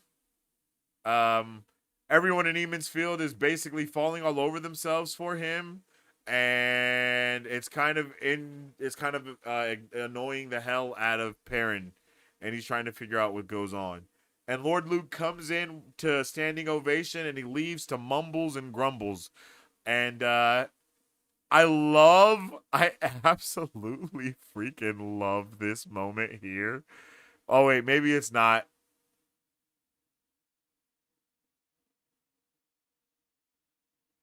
Nah, I don't think it's right here. Never mind. I think it's in the next section. Yeah, it's in the next section. So, yeah, chapter 32, banger. Yet another bang. Literally, all these parent chapters are bangers for me. The build-up, the payoff, everything, it's exactly what I wanted, yo. Like, loved it, yo. Oh, yeah, when we meet Lord Luke, I'm immediately sus of everybody. But again, oh, no, never mind. We haven't had all that Lord Luke stuff yet. That comes into chapter 33. We'll talk about it there more.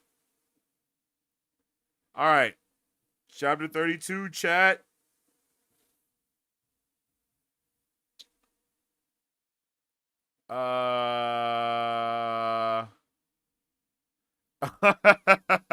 Are we still giving Fail? Of course we're giving Fail a mustache still. Bro, like, every time, I feel like every single time I'm about to trust Fail, she does something to make me not trust her, dog, and I just can't get over that. I don't know what else to say. Every single freaking time she does something, it makes me not want to trust her. That's it. I be right there, literally right there, ready to believe, ready to lock and load, the whole 9 yards. And then boom, you know what I mean? Then boom, it's not even, you know? Yeah, it's not even that. So yeah, I'm over trusting her, bro. Like, this section again, like I be right there with her. Yeah, it's such a roller coaster. Such a roller coaster with Fail, yo.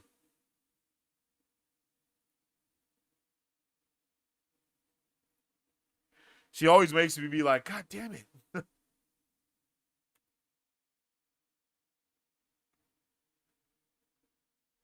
Meet everyone in these books except Varen. You're tripping. Ask questions. Exactly, dog. Like, why are we not asking more questions? But I do appreciate that they'll be like, I'll have to make note of that. I at least make note. If you're not going to ask questions, at least make note of things being sus. That's all I can ask. And they do that. Just wait until you have a section with characters named Saren, Saiyan, Sumtama all at once. Yeah, bro. I mean, we're essentially there right now. We're dealing with the waste, Varen and Perrin. We have Moiraine, Morgaine, Mullane. and Manane or some shit like that. Like, bro, it's already getting wild. There's definitely a lack of cohesion among the dark forces so far. What a great way to put that, Occam. Facts about Maul. He's the guy, yo. Maul is that guy. Live book club plus instant reaction premiere at the same time. It's Senseiception. Yo, that's right, you guys. My instant reaction to chapters 7 through 12 are up now on our From Watcher to Reader channel. It's up there. Go and check it out. It's available. Make sure you go drop a like on that stream and all of that good stuff. Also, shout out to my guy LBF. Thank you for tuning in. Thanks for the little shout out as well. And that's right, big Senseiception around here. If you guys don't know about our From Watcher to Reader channel, that will be the channel that we do all of our book club things on for the foreseeable future. Okay, after we do this book club, after we're done with The Shadow Rising, all of our book club stuff is going to be moving over to our From Watcher to Reader channel. So make sure you guys go subscribe to that. Make sure you go like and share the post. If you guys don't know, YouTube does have a new feature called Hype. Go make sure you hype that new video over there as well. Give it a hype so it can hit the algorithm. I need all my Wheel of Time people to hype up that channel, share it, get it on the water sphere and all that good stuff. Get it spread through the pattern so we can get the algorithm in our favor for book club for the foreseeable future. Okay. I appreciate it.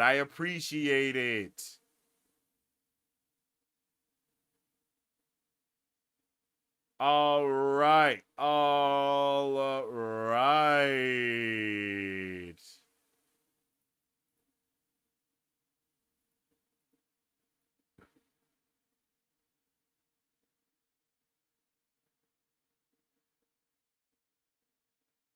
Okay.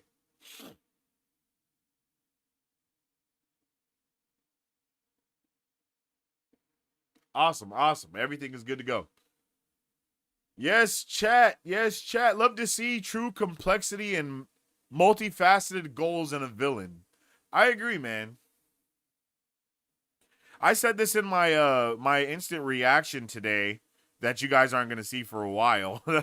That's why I talk about my instant reactions, because you're not going to see them for a little while, because obviously we just put out episode 2 from the instant reactions, and we're on episode 6 for the lives. So, there's going to be it's going to be a little staggered. But yeah, I really do think that reading these books, reading Robert Jordan, has already made me a better writer. Like, tremendously so, to be completely honest. It has made me such a better writer. It's made me really be able to get into a lot of things, and I just appreciate his writing so much, man. And I just can tell from just talking to people that read, like, where I started versus where I am now. They're like, damn, bro, like, yeah, you're getting your word painting down and all of those things. And it's like, hell yeah, let's go. Let's go. Let us go. Lord Luke seems like a nice person. Lord Luke seemed pretty nice in the show, except for that mustache in his nose. Baby, underneath the nose. You know you got to be wary whenever you see that, chat. You know you got to be wary whenever you see that, chat. You heard me?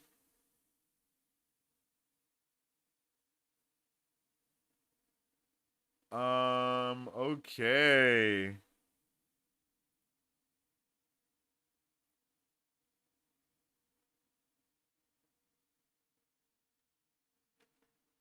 Oh.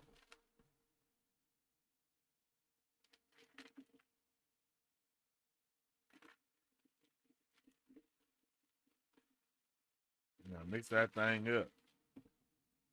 All right. All right. I do believe the next chapter is kind of a chunky one. Yeah, it is. The next chapter is a chunky one. So let's, yeah, I think we'll take another little brief break here. Another little ad break, just so I can stretch my legs a little bit. Maybe I might stand up for a little while, because I know it's about to get hype.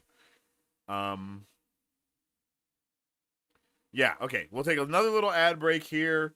I'll go and stretch my legs, go to the bathroom, and then we'll continue with the next section of the chapters, and then we'll do a couple of chapters together. Yeah, because we've done 31 and 32, and now we're going to do, yeah. Okay.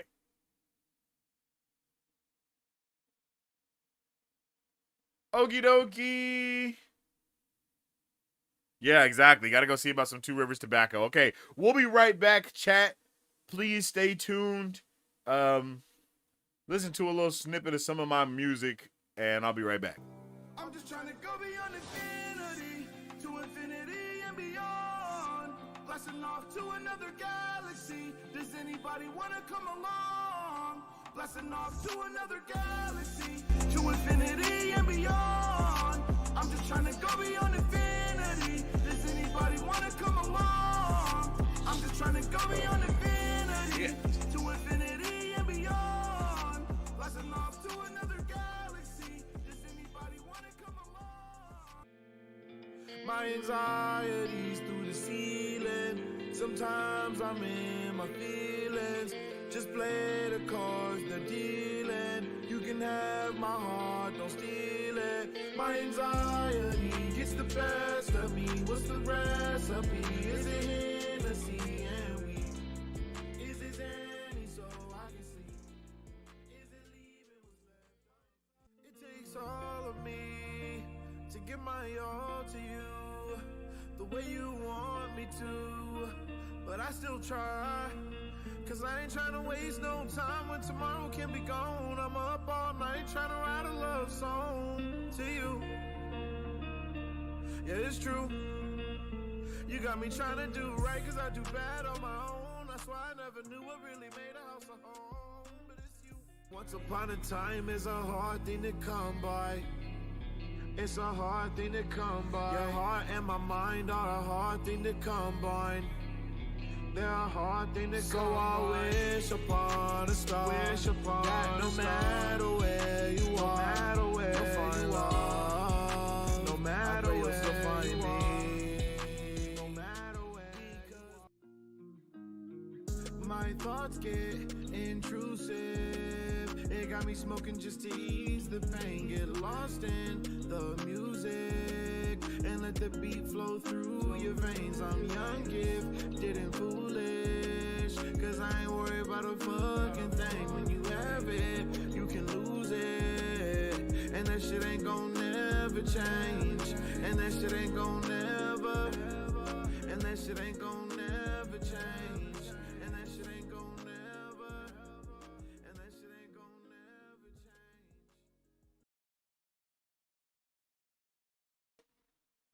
All righty, ladies and gentle fish. I am ready to get into it. I hope y'all are too. Oh man, that was amazing. Wow, that was some great popping that was going on right there. Yes, sir, man. I am so excited to get into these next chapters because I'm telling you, I just had more and more fun. You can check out all my music on whatever platform you listen to. Just type in Sensei Finito. You feel me? And you can go check out my EP that I dropped last year, some of the music that I dropped this year, and I'm gonna be dropping some more music as well coming out. Maybe before this year is over, I might drop another song, or maybe next year I'll drop some music. Who knows? Who knows? But yeah, I'm ready to get into it. I hope you guys are too. I'm so excited. I am so excited, bro. Can't even pretend, y'all. I am so freaking pumped. Because I love this book. And I love me some Perrin. Oops.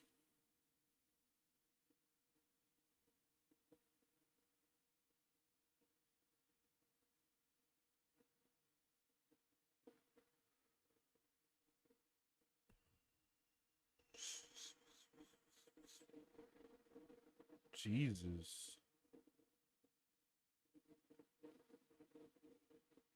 Okay.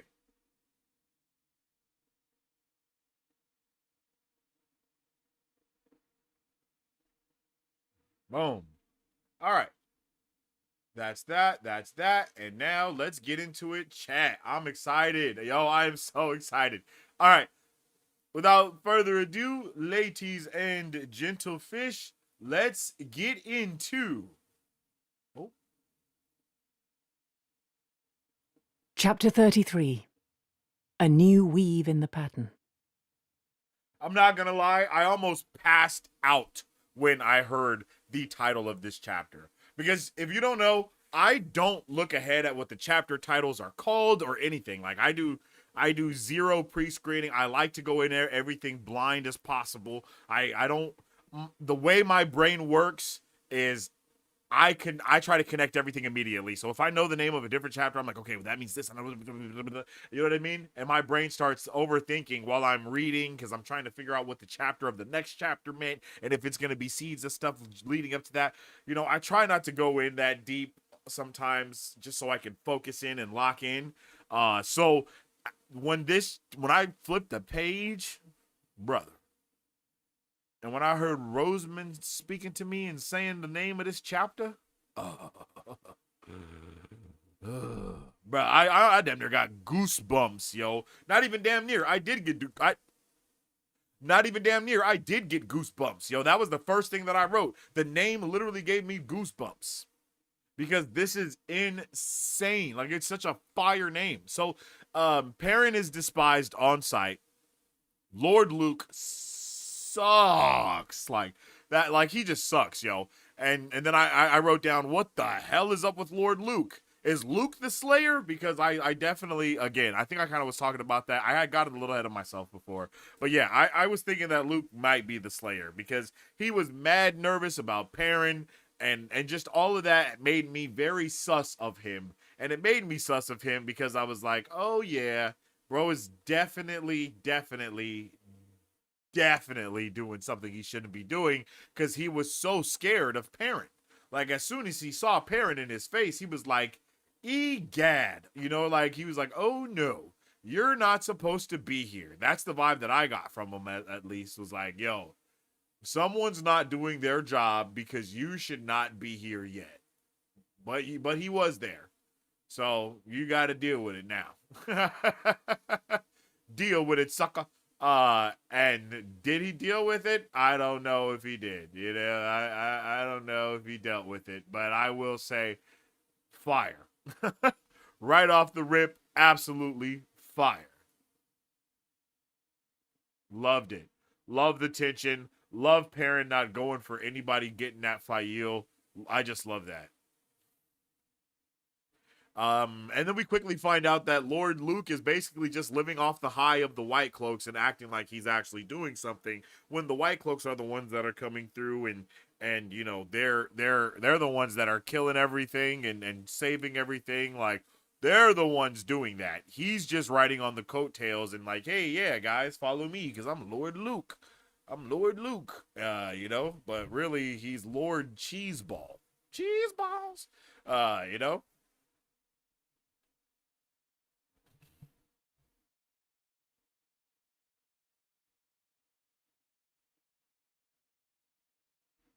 So yeah, he's just like as I've been saying, just another chode.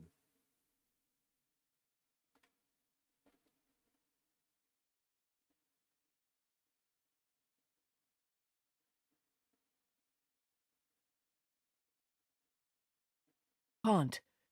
You're in 100 little clusters. Like, Oh, great. yep. He did not mean to argue with Luke. Let everyone listen. They were certainly all looking at him. He would say what he thought and be done with it. You have to depend on the White Cloaks. Have to hope they'll keep the Trollocs down. Hope they'll come in time if the Trollocs attack. Why? Because every man tries to hang on to his farm if he can, or to stay as close to it as possible if he can't. You're in 100 little clusters, like grapes ripe for picking. As long as you are, As long as you have to pray the White Cloaks can keep the Trollocs from stomping you into wine, you've no choice but to let them ask any questions they want. Demand any answers they want. You have to stand Perrin. by and watch innocent people hauled off. Or does anyone here think Harald and Elsbeth Luhan are dark friends? Natty Cawthon? Bodwin and Eldrin? Abel's stare around the room dared anyone to hint at a yes. But there was no need. Even Aideen Lewin's attention was on Perrin. Luke frowned at him between studying the reactions of the people crowding the room. Yeah, that's right. I know they bruh. shouldn't have arrested Yeah, Natty good. and Alspet and all, Wit said, but that's over. He rubbed a hand across his bald head and gave Abel a troubled look. Except for getting them to let everybody go, I mean. They haven't arrested anyone since, that I've heard. You think that means it's done? Perrin said. Do you really think they'll be satisfied with the Cawthons and the Luhans? With 2 farms burned? Which of you will be next? Maybe because you said the wrong thing, or just to make an example. It could be White Cloaks putting a torch to this house instead of Trollocs. Or maybe it'll be the Dragon's Fang scrawled on your door some night. There are always folk who believe that kind of thing. A number of eyes darted to Aideen, who shifted her feet and hunched her shoulders. Even if all it means is having to tug your forelock to every White Cloak who comes along, do you want to live that way? Your children? You're at the mercy of the Trollocs, the mercy of the White Cloaks, and the mercy of anybody with a grudge. As long as one has a hold on you, all 3 do. You're hiding in the cellar, hoping one rabid dog will protect you from another, hoping the rats don't sneak out in the dark and bite you. Jack exchanged worried looks with Flann and Wit, with the other men in the room, then said slowly, If you think we're doing wrong, what is it you suggest? That's right. Perrin was not expecting the question. He had been sure they would get angry, but he went right on telling them what he thought. Gather your people. Gather your sheep and your cows, your chickens, everything. Gather them up and take them where they might be safe. Go to Emmons Field. Or Watch Hill, since it's closer, though that will put you right under the White Cloak's eyes. As long as it's 20 people here and 50 there, you are game for Trolloc taking.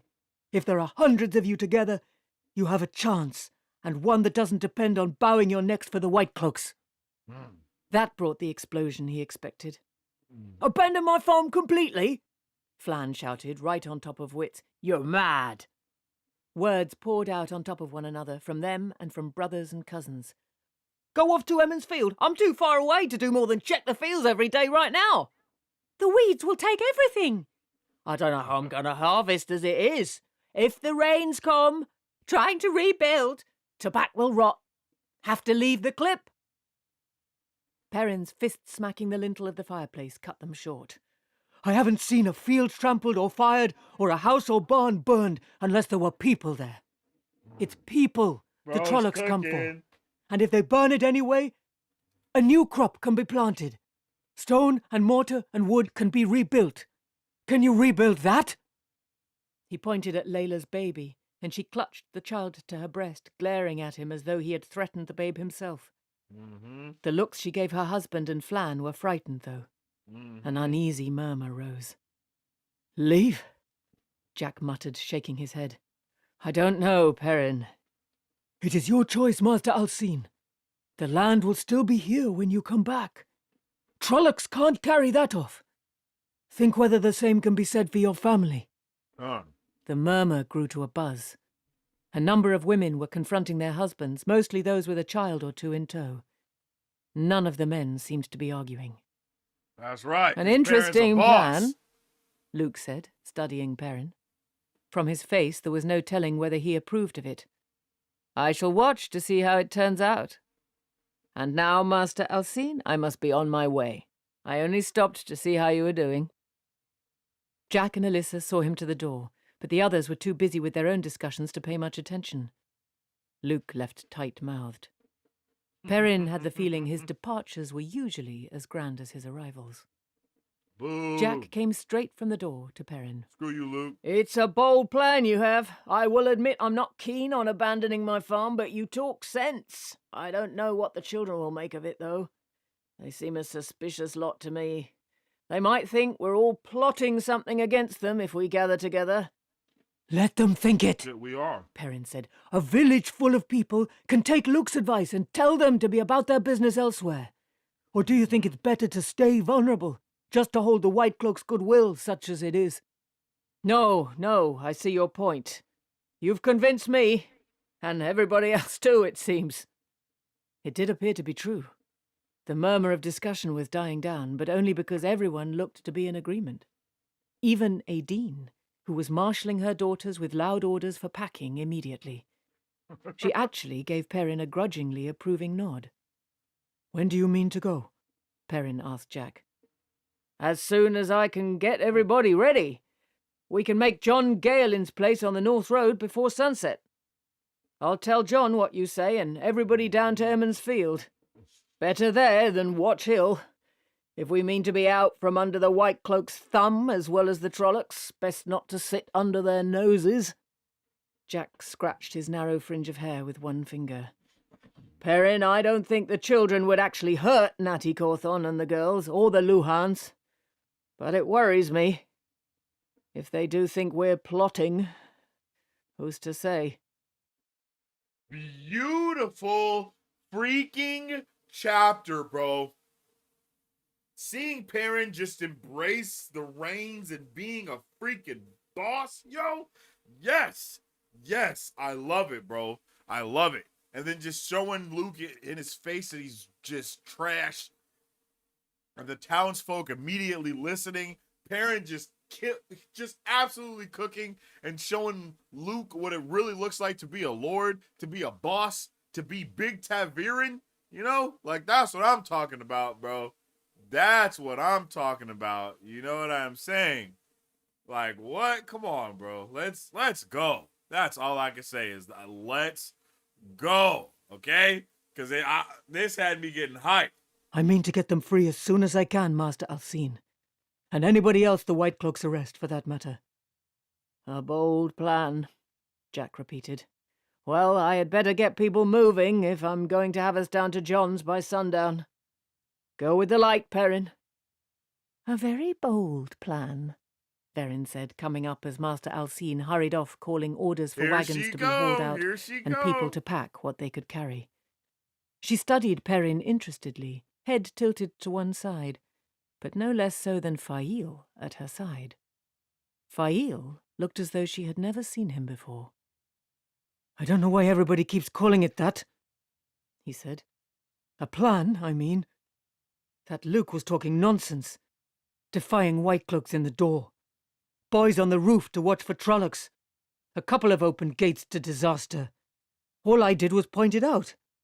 They should have been doing this from the start. That man." He stopped himself from saying Luke irritated him. Not with Fail there. She might misunderstand. "Of course," Perrin said smoothly. "I have not had the opportunity to see it work before this. Or perhaps I have and did not know it." "What are you talking about? See what work?" "Perrin, when we arrived, these people were ready to hold on here at all costs. You gave them good sense and strong emotion, but do you think the same from me would have shifted them, or from Tam or Abel? Of any of us, you should know how stubborn Two Rivers people can be. You have altered the course events would have followed in the Two Rivers without you, with a few words spoken in irritation.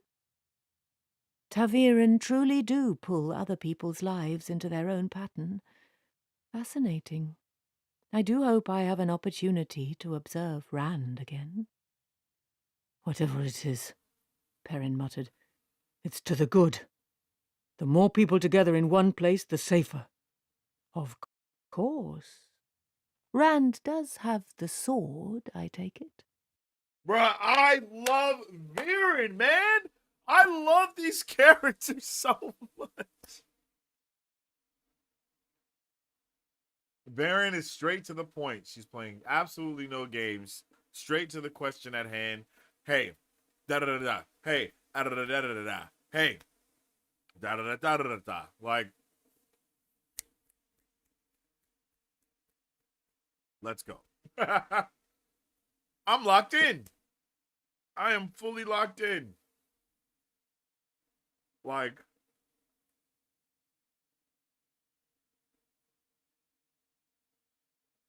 and she's like, oh.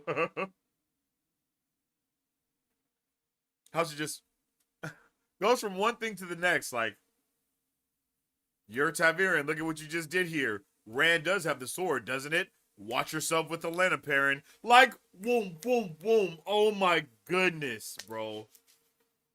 Oh my goodness. I like Varen a lot. I like Varen a lot. And then she says, there are many designs in the White Tower. Not all are malignant by far, but sometimes it is difficult to say until it is too late. And even the most benevolent often allow for a few threads snapped in the weaving, a few reeds broken and discarded in making a basket.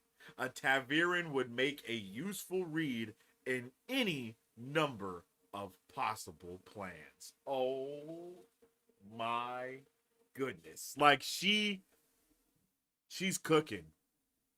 She's cooking, bro. She's cooking. I love Varen. I need more of her. And I love Perrin because he listens to her. He asks, can you imagine how mad Matt would be talking to Varen? He'd be like, what the bloody hell are you even talking about? You know, blood and ashes. Well, can I get a straight answer from you? What are you even, you know what I mean? But Perrin's like, okay, okay, okay, and okay. He's just picking up on every single thing that she's saying and moving on with it, like, for sure. And then after all of that, Fail shivers and she's like, sometimes Aes Sedai make me uneasy. And then immediately I wrote down, Fail, you make me uneasy because what are you even talking about? Like, I don't even know, bro. Like, she just immediately just rubbed me the wrong way. Everything about Fail just, like, she just, I don't know. The shit she does and says, it's like, oh yeah, you were standing here the whole time, weren't you? Like, that's how I feel about Fail every time she says something. I'm like, you know the Office meme where he's standing there and then he gets scared because the girl is standing next to him? That's how I feel about Fail, like, with Perrin. It's like, oh, shit, like, I forgot you was here, Fail. Uh-huh.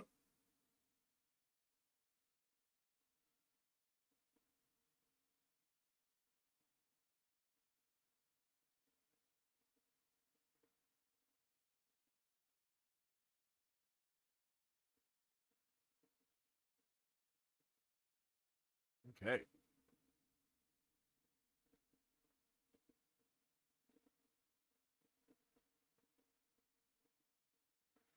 Yep, but after this, my guy Perrin just starts doing what Perrin be doing. Let me see. Perrin did not know the Torfins, nor they him, yet to his surprise, once the excitement of strangers was past, the staring at Thomas and Verin and Fail, they listened and began hitching horses to 2 wagons and a pair of high-wheeled carts before he and the others rode on. 3 more times he stopped when their route took them near to farm. To Perrin's eyes. He could see children in the yard, and Jack Alcine was the nearest neighbour. Had been until today. Okay, where are we at? Might teach Will a thing or two about smiling. He intended that they should push on to Watch Hill as quickly as they could, but a mile or so north of the Alcine place he saw one of the farms that produced those scattered plumes of chimney. What's going on? He had suddenly appeared out of a thicket, loping to join them. Lose them to Aiel's spears. Will and his friends took one look at the Aiel and hastily began knocking arrows. Without breaking stride, the Aiel had spears ready to cast and their faces veiled. Okay, where am I trying to go to? Okay, I'm almost there. I'm sorry, chat. My bad. So much like Flan that they could have been his sons instead of his... Okay, I'm almost there. Fail made no reference to what had been said inside. Indeed, she smiled at him and compared the keeping of sheep here to in Saldaea, and when one of the girls brought her a bunch of small red flowers, heart's blush, she tried to thread some of them into his beard, laughing at his efforts to stop her. In short, she had him jumping out of his skin. He needed another talk with Master Cawthon. Go with the light, Master Alcine told him again, just as they were ready to ride out. And look after the boys. 4 of the young men had decided to go with them, on rough-coated horses not nearly as good as those Tam and Abel rode. Perrin was not sure why he was the one who was supposed to look after them. They were all older than he, if not by much. Will Alcine was one, with his cousin Ban, one of Jack's sons who had gotten all the nose in that family, and a pair of the Lewins, Tell and Daniel, who looked so much like Flan that they could have been his sons instead of his nephews. Yeah, Perrin buddy. had tried to talk them out of it, especially when they all made it plain that they wanted to help rescue the Cawthons and the Luhans love from the this. White Cloaks. They seemed to think it was a matter of riding into the children's camp and demanding everybody's return. Casting down our defiance, Tell called it, which nearly made Perrin's hair stand on end. Too many gleeman's tales. Too much listening to fools like Luke. He suspected that Will had another reason, though he'd tried to pretend Fail did not exist, but the others were bad enough. No one else made any objections. Tam and Abel only seemed concerned that they all knew how to use the bows they carried and could stay on a horse, and Verin merely observed, making notes in her little book. Tomas I looked love amused, and Verin, Fail yo. busied herself plaiting a crown from the heart's blush, which turned out to be for Perrin. Sighing, he draped the flowers across the pommel of his saddle. "I will take care of them the best I can, Master Alcine," he promised. A mile from the Alcine farm, he thought he might lose one or two right there when Gaul and Bane and Chiad suddenly appeared out of a thicket, loping to join them. Lose them to Aiel's spears. Will and his friends took one look at the Aiel and hastily began knocking arrows. Without breaking stride, the Aiel had spears ready to cast and their faces veiled. It took some minutes to straighten out. Gaul and the two maidens seemed to think it a huge joke when they understood, laughing uproariously, and that unsettled the Lewins and Alcines as much as finding out that the three were Aiel, and two of them women. Will essayed a smile at Bane and Chiad, and they exchanged looks and brief nods.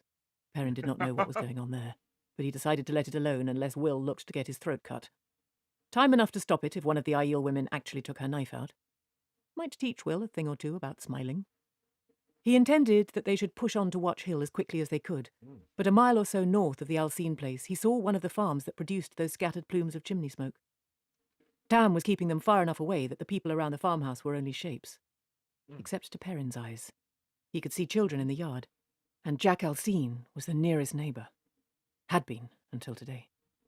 He hesitated, then reined Stepper toward the farm. Not that it was likely to do any good, but he had to try. "What are you doing?" Tam asked, Oh frowning. yeah, Will's definitely "Giving them that the same red advice I ink. gave Master Alcine. It won't take a minute." Tam nodded, and the others turned with him. Verin was studying Perrin thoughtfully. The Aiel peeled away short of the farm to wait to the north, Gaul running a little apart from the maidens. Perrin did not know the Torfins, nor they him, yet to his surprise, once the excitement of strangers was past, the staring at Tomas and Verin and Fail, they listened and began hitching horses to two wagons and a pair of high-wheeled carts before he and the others rode on. 3 more times he stopped when their route took them near to farmhouses, once at a cluster of 5 close together. It was always the same. The people protested they could not just leave their farms, but each time he left behind a bustle of packing and a gathering of farm animals. Something else happened, too. He could not stop Will and his cousin, or the Lewins, from talking with the young men on the farms. Their party grew by 13. Hell Torfins, yeah! Aldays, Arhans and Marwins, armed with bows and riding an ill-matched assortment of ponies and plough horses, all eager to rescue the prisoners from the White Cloaks. Bruh, come on, chat. We gotta turn up. This is amazing. My boy is Paul Revere right now, building an army. Let's go. The White Cloaks are coming. The White Cloaks are coming. Nah, bro, we're going for the White Cloaks. Come with us. Like, come on, G. This is so fire. And then as he's riding, everyone is just like, come on, bro, ride with us. And they just start building people. And they picked up 13 other, like, come on, son. This is so freaking cool. I was nerding out and spazzing out like I'm like being able to see this, bro. Like, this is awesome. It was not as smooth as that, of course. Will and the Here we others from the go. Alcine farm thought it unfair that he warned the newcomers about the Aiel, spoiling the fun they hoped to have seeing them jump.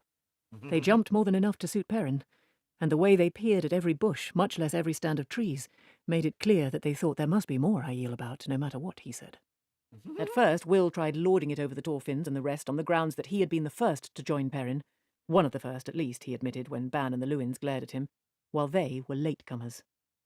Perrin put an end to it by dividing them into 2 groups of about the same size and putting Daniel and Ban each in charge of one, though there was some grumbling over that too in the beginning. The Aldays thought the leaders should be chosen according to age, Billy Alday being the eldest by a year, while others put forward Hugh Marwin as the best tracker and James Torfin as the best shot. while Kenley Arhan had been to Watch Hill often before the Whitecloaks came and would know his way around the village. They all seemed to think it a lark. Tell's phrase about casting defiance was repeated more than once. Finally, Perrin rounded on them in cold anger, forcing everyone to halt in the grass between two copses. "This is not a game, and it isn't a Beltane dance. You do what you're told or else go back home. I don't know what use you are anyway, and I've no intention of getting killed because you think you know what you're doing. Now line up and shut up. You sound like the women's circle meeting in a wardrobe." They did it, stringing themselves out in two columns behind Ban and Daniel. Will and Billy wore disgruntled frowns, but they held whatever objections they had. Fail gave Perrin an approving nod, and so did Tomas. Verin watched it all with a smooth, unreadable face, no doubt thinking she was seeing a Taviran at work. You Perrin are. saw no need You to tell her are he had seeing a just tried to Taviran think of at what a work. Shinaran he knew, a soldier named Uno would have said, though no doubt Uno would have put it in harsher words. Farms. Bruh, come on. I'm geeking to the max, right? Because up until this point, I completely forgot that our boy Perrin has already been a part of like multiple war parties. He was leading like Rand's war front when they were doing all the stuff with that. He's fought against Trollocs and took them down and protected people. Like, come on, bro. Like, there is nothing more dope than this moment for my guy Perrin. Seeing him reluctantly build this army, but also put the army together, and then just not even realize that he's just making orders, commanding, telling people what to do. Everyone is following him. Fail is being annoying and slowly making him all these different, all these different things for him to wear and put on his stuff because he's obviously the freaking leader and he doesn't even realize what's happening right here. I just love it. And then all of this is going down. Literally, all of this is going down, and in the background, Verin, every time something happens, you just see Verin, and she's like,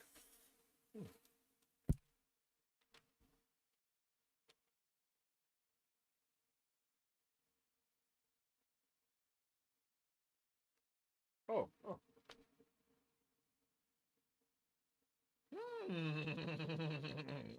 You know, like, bro, yo, Verin is just,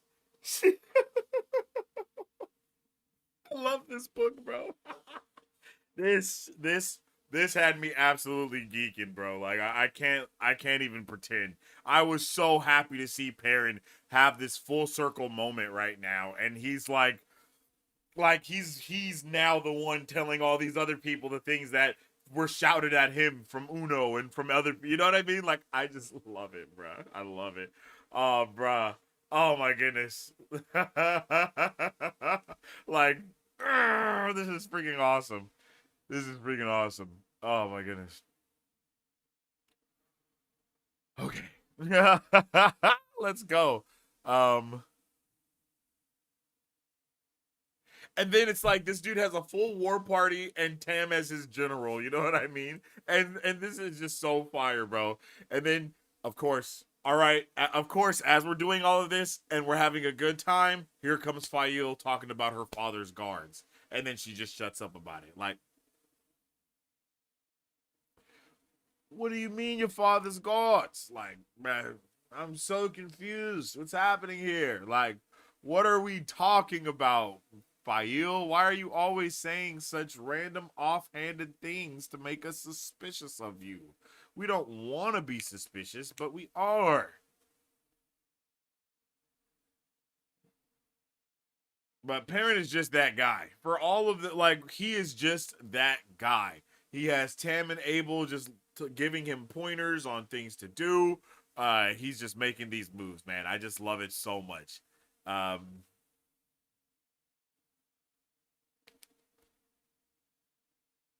Okay, and then they pull up, on the White Cloaks. Yeah,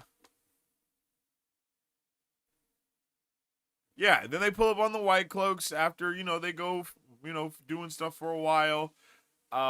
He's like, okay, I gotta bring Fail, obviously, because I need the Aiels to go. Fail.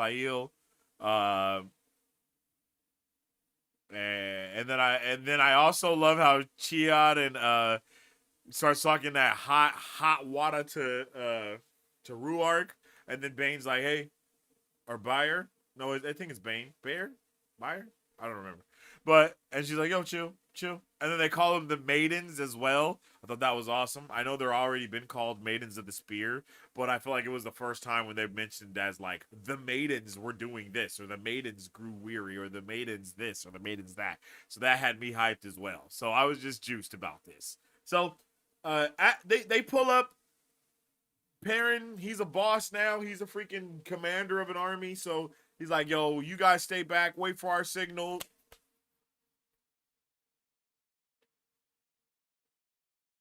You know? And then everybody disperses and does exactly what he tells them to do because he's a boss.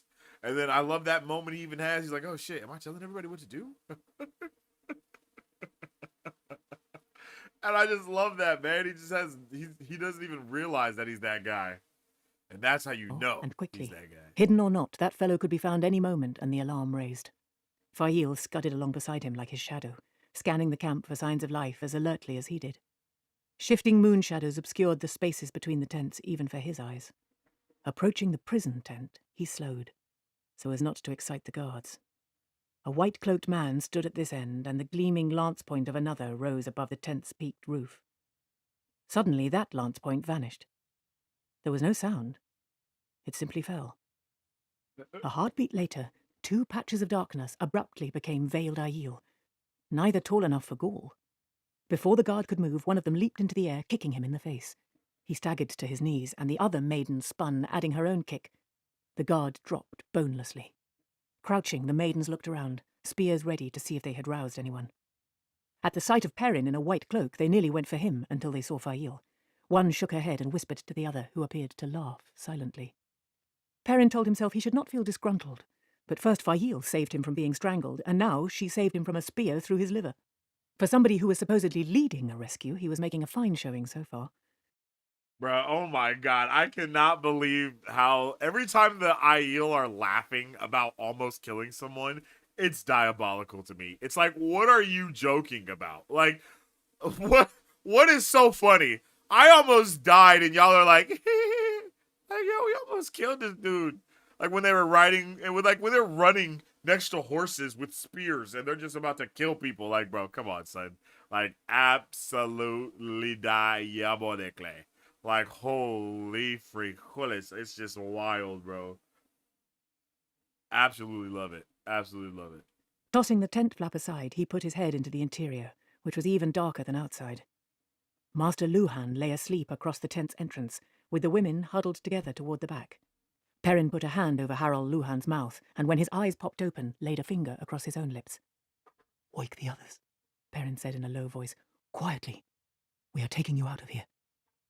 Recognition dawned in Master Luhan's eyes, and he nodded. Backing out of the tent, Perrin stripped the cloak from the downed guard. The man was still breathing, hoarsely and bubbling through a thoroughly broken nose, but being manhandled did not wake him. They had to hurry now. Gaul was there with the cloak from the other guard. The three Aiel watched the other tents cautiously. Fail practically danced with impatience. When Master Luhan brought his wife and the other women out, all of them peering about nervously in the moonlight, Perrin hurriedly put one of the cloaks around the blacksmith. It was a poor fit. Harald Luhan seemed to be made from tree trunks, but it had to do. The other went around Elsbeth Luhan. She was not so large as her husband, but still as big as most men. Her round face looked surprised at first, but then she nodded. Pulling the fallen guard's conical helmet from his head, she stuck it on her own, squashing it down atop her thick braid. The two guards they bound and gagged with strips of blanket and laid inside the tent. Sneaking out again the way they had come in was impossible. Perrin had known that from the start. Even if Master and Mistress Luhan could have moved quietly enough, which he doubted, Bode and Eldrin were clinging to each other in shocked disbelief at rescue. Only their mother's soft murmurs kept them from breaking into relieved tears already. He had planned for it. Horses were needed, both for a quick burst of speed away from the camp and to carry everyone afterward. There were horses at the picket lines. The Aiel ghosting ahead, he followed behind, with Fail and the Corthans behind, Harald and Elsbeth bringing up the rear. To a casual glance, at least, they looked to be like three white cloaks escorting four women. The picketed horses were guarded, but only on the side away from the tents. After all, why guard them from the men who rode them? It certainly made Perrin's job easier. They simply walked up to the line of horses nearest the tents, each secured by a simple rope hackamore, and untied one apiece, except for the Aiel. The hardest part was getting Mistress Luhan up barebacked. It took Perrin and Master Luhan both, and she kept trying to push her skirts down to cover her knees. Natty and her girls scrambled up easily, and Fail, of course. The guards, supposedly watching the horses, continued their measured rounds, calling to each other about all being well with the night. "When I give the word," Perrin began, and someone in the camp shouted. Then again, more loudly. A horn sounded, and shouting men poured out of the tents. Whether they had found the prisoners gone, or the unconscious man who had attacked him, it made no difference. "Follow me!" Perrin cried, digging his heels into the dark gelding he had chosen. "Ride!" It was a madcap rush, but he tried to keep an eye on everyone. Master Luhan was almost as bad a rider as his wife, the pair of them bouncing around, nearly falling as their horses ran. Either Bode or Eldrin was screaming at the top of her lungs from excitement or terror. Luckily, the guards were not expecting trouble from inside the camp. One white-cloaked man, peering into the darkness, turned just in time to throw himself out of the way of the charging horses with a cry almost as shrill as the Cawthon girls. More horns bayed behind them, and shouts, with the definite sound of orders, hammered the night well before they reached the cover of the thicket. Not that it was much cover now. Tam had everyone mounted as Perrin had asked, or ordered. He swung straight from the gelding to Stepper. Verin and Tomas were the only ones not all but jumping up and down in their saddles. Their horses were the only ones not dancing with their riders' nervousness. Abel was trying to hug his wife and daughters all three at the same time, all of them laughing and crying. Master Luhan was trying to shake every hand he could reach. Everybody except the Aiel, Verin, and her warder seemed to be offering everybody else congratulations, as though it were all done. "Why, Perrin, it is you!" Mistress Luhan exclaimed. Her round face looked peculiar under the helmet, sitting askew because of her braid. "What is that thing on your face, young man?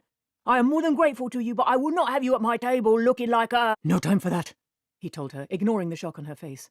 She was not a woman people cut off, but the white cloak horns were sounding something besides an alarm now. A short, repetitive cry, sharp and insistent. An order of some kind. "Tam, Abel, take Master Luhan and the women to that hiding place you know. Gaul, you go with them. And Fail. That would add Bane and Chiad. And Hugh and Jaime. That should be enough to be safe. Move quietly. Quiet is better than speed, for a little while anyway. But go now." Those he named wound off westward with no argument, though Mistress Luhan, holding her horse's mane with both hands, gave him a very level look. It was the lack of argument from Fail that stunned him, enough that it took him a moment to realize he had called Master Althor and Master Cawthon by their first names. Bro! Verin and Tomas had stayed behind, and he eyed her sharply. "Any chance of a little help from you?" "Not the way you mean, perhaps," she replied calmly, as though the White Cloak camp were not in turmoil just a mile off.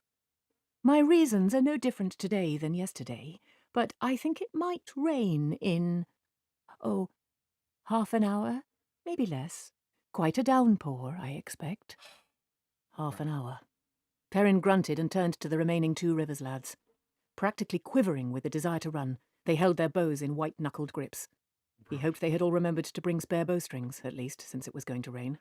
"We," he told them, "are going to draw the White Cloaks off so Mistress Cawthon and Mistress Luhan and the rest can get away safely.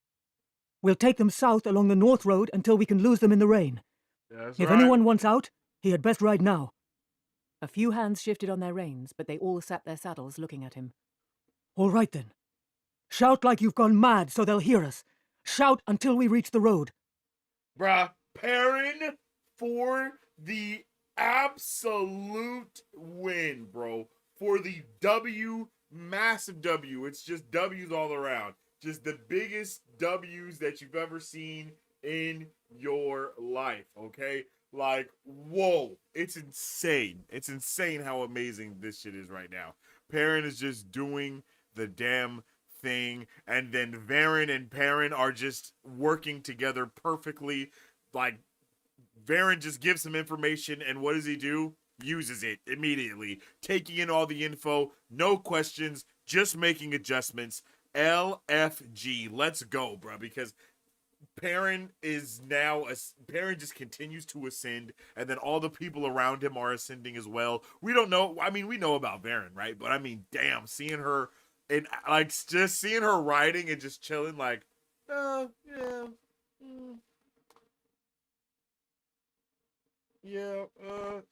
rain in about 30 minutes. So, do with that what you will. All right, bet. Let's roll out. Come on, yo. Like, oh my goodness. It is so, yes, Akam, it is so good to see a competent character in action. They're not making bad decisions. They're not fumbling. You know what I mean? It just works, bro. It just works, yo. You know, it's like the exact opposite of Rand just running out and fighting instead of grabbing Kalendor from the beginning, right? Like, that is so incompetent of him to do. Like, right, he wasted so much time doing all that stuff. It works, whatever. But you know what I mean? Like, it's just that little thing that make Perrin that guy for real, because he's just that guy, bro. He's that guy. I love me some Perrin, yo. I love Rand, I love Matt, I love all the characters, but Perrin, bro, he's just he thinks, man. He thinks everything through. Everything is thought through from like almost the beginning to the end. They sneak in. He already knew they weren't gonna sneak out. That they came in. He's knocking people out, pulling people's cloaks off, and just putting them on. Not even telling other people that this is what needs to happen. Just making it happen for everyone. Like, bro had this planned out. He's like, oh yeah, bro, I've already been into White Cloak territory before. I know where the horses are. And they not gonna have guards there either, dog. Like, and if they do, guess what? We're just gonna take them out. Like, I just love it, man. I just love it, bro. He's so like, Perrin is just constantly playing chess.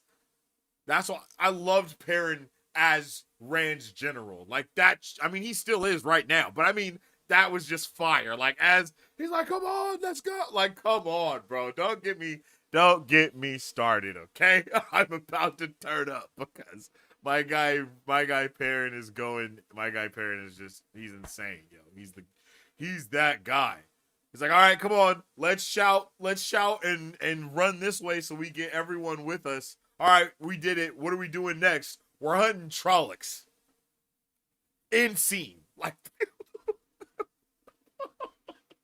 all right, Perrin, bet. And then he looks at him like, oh, they think I'm joking. Don't even say anything. We ride. Bro, like, we're out of here. And then, of course, Varen. Like, bro, come on. We're cooking, bro. I can't even begin to explain how hype I was this entire section. Like, wow, bro, I was so hype. I love it. Literally love it. I can't even begin to explain it. Aiel dismantling the White Cloaks like it's nothing. That was so dope. Seeing them just, all right, you're out of here. Next, all right, you're out of here. Oh my God, we're gonna kill this dude. Oh wait, no, it's just Perrin. We was about to kill Perrin. That's crazy. Like, what?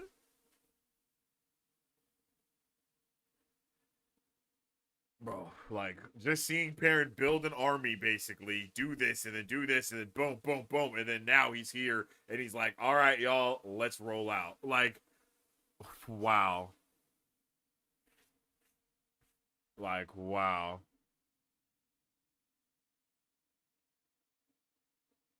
We hunt Trollocs. Yeah, son. That's right. That's exactly what we're doing, buddy. We hunt Trollocs. Let's go kill them. You know, I felt like when Cap was like, let's go get that son of a bitch. Talking about Thanos, like, oh, yep, we're going to go get him. He's going to die.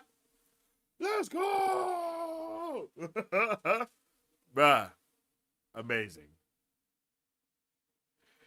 He thinks everything through. He sees everything through. Hears everything out. Even smells everything. Yo, that is such a good point. His senses are firing on all cylinders, yo. Yeah, man. His senses are firing on all cylinders. That's such a good point, LBF. Because literally, he's literally everything you said. I don't think I could have said that shit better myself, man. That's perfect way to put it, bro. Let's hunt some orc. I don't know what that is. I don't think I know that line. Hadn't seen that parallel before. RJ did it first. What is that from? Let's hunt some orc.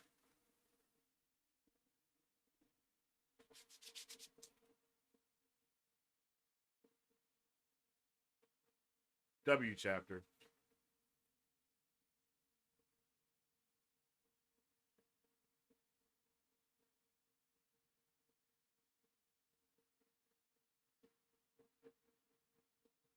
W chapter indeed. Okay.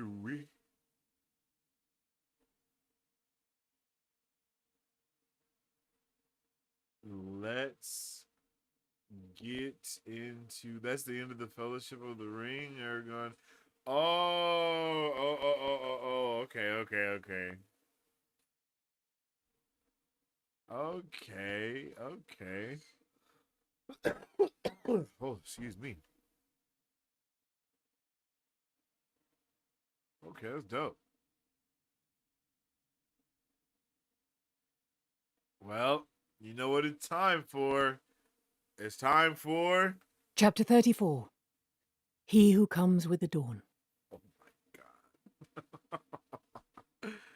These chapter names are impeccable. Okay? Like, the chapter names are just fire, bro. I these chapter names are impeccable, bro. It drives me crazy how good these chapter names are. I had to start writing them down because I was just like, bro, these chapter names are ridiculous. He who comes with the dawn.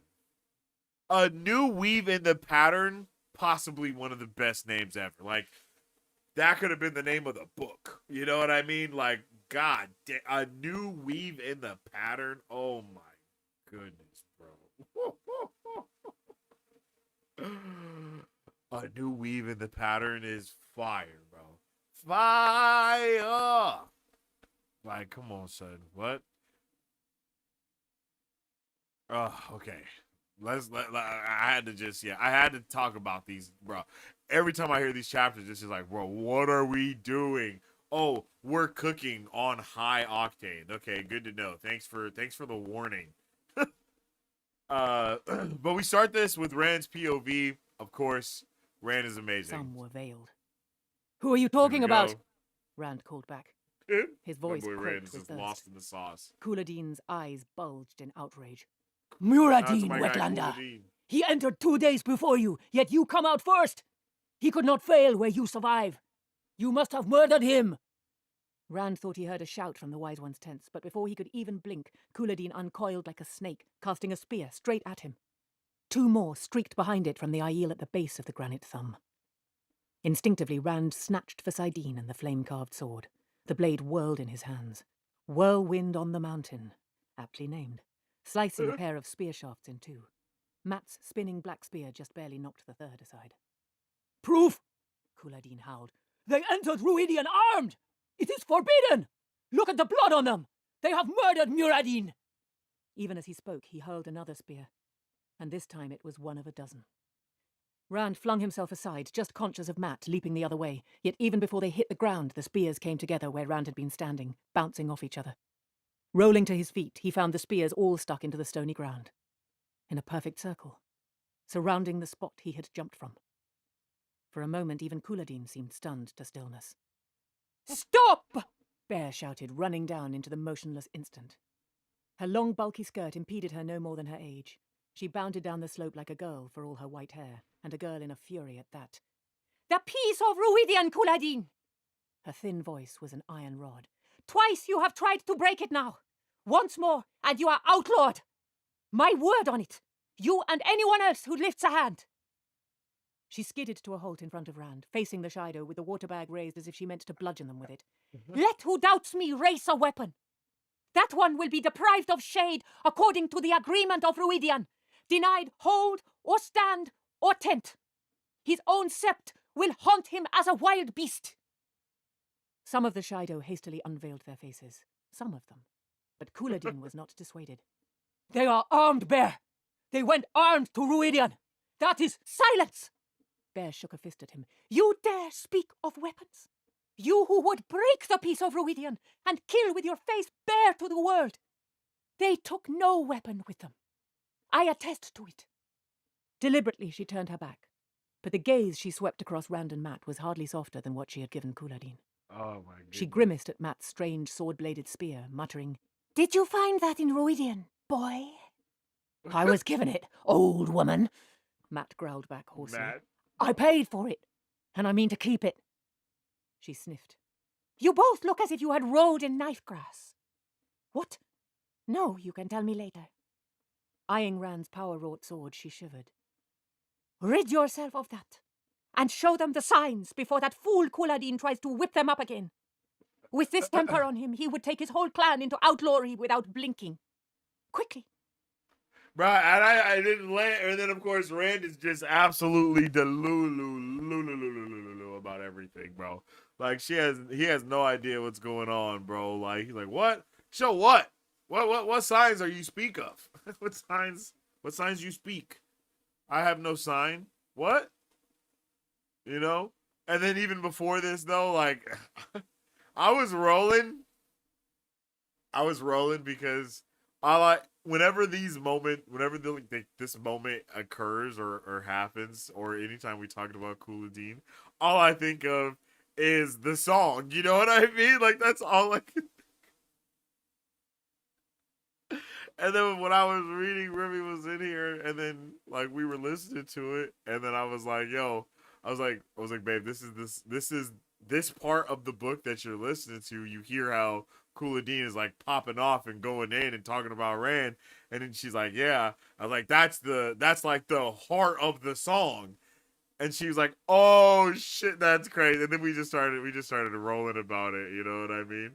Like we just started dying about it, bro, because that's just hilarious. Because she didn't understand the full context, and then I only had the context from the show. So when it's like when that moment came up again after just doing this like that, hilarious, bro, hilarious, hilarious.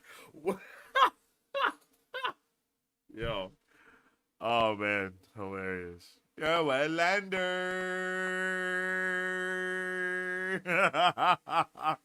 Yo, Rand's not like us, my boy. Okay. Oh, and then boom, Rand gets to flex his new tattoos that apparently he didn't even know that he had. And I mean, damn, they are just so badass.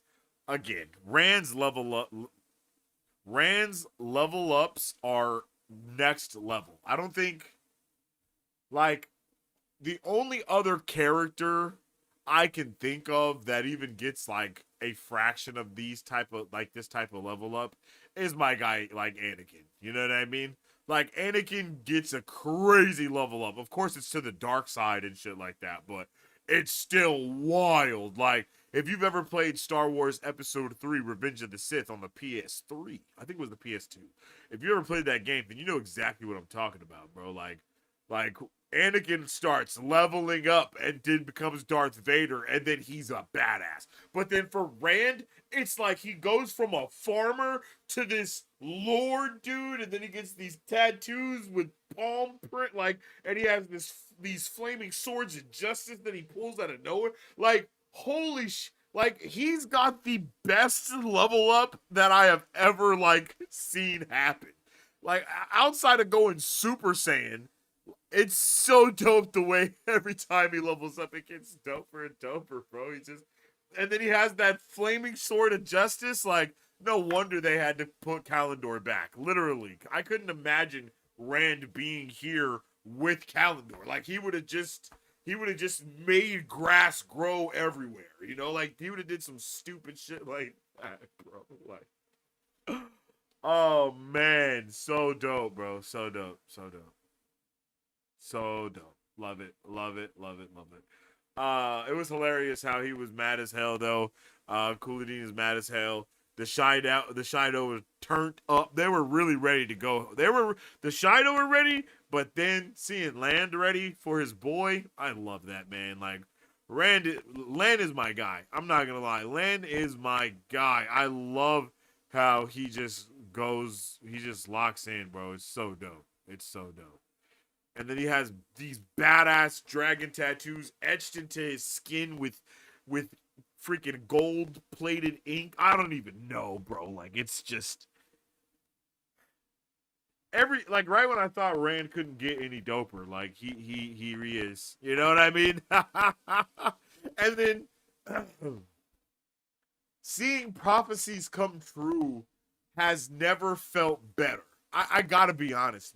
To see Rand legitimately just clear these prophecies and do the exact thing that they are calling for, and then wasting no time to move on to the next phase. It's like, oh my goodness. And then for Matt to be standing there looking at Rand like, holy shit, he did not just have those tattoos when we went in. He's really the Dragon Reborn. Like, yeah, he's the Dragon Reborn, Matt. This is what we've been talking about. Like, how, what are you talking? Of course he's the Dragon Reborn, bro. Like, it's just so funny to see his reaction. But then we also find out that the Aiel can't heal. We already know kind of about the lore behind how the Ajas work and how not everyone can do all of the stuff and all of that. Oh, the prophecy, real quick. A heron branded into each palm, and now these one of the peculiar creatures, dragons, the prophecy called them, was supposed to be for remembrance of loss.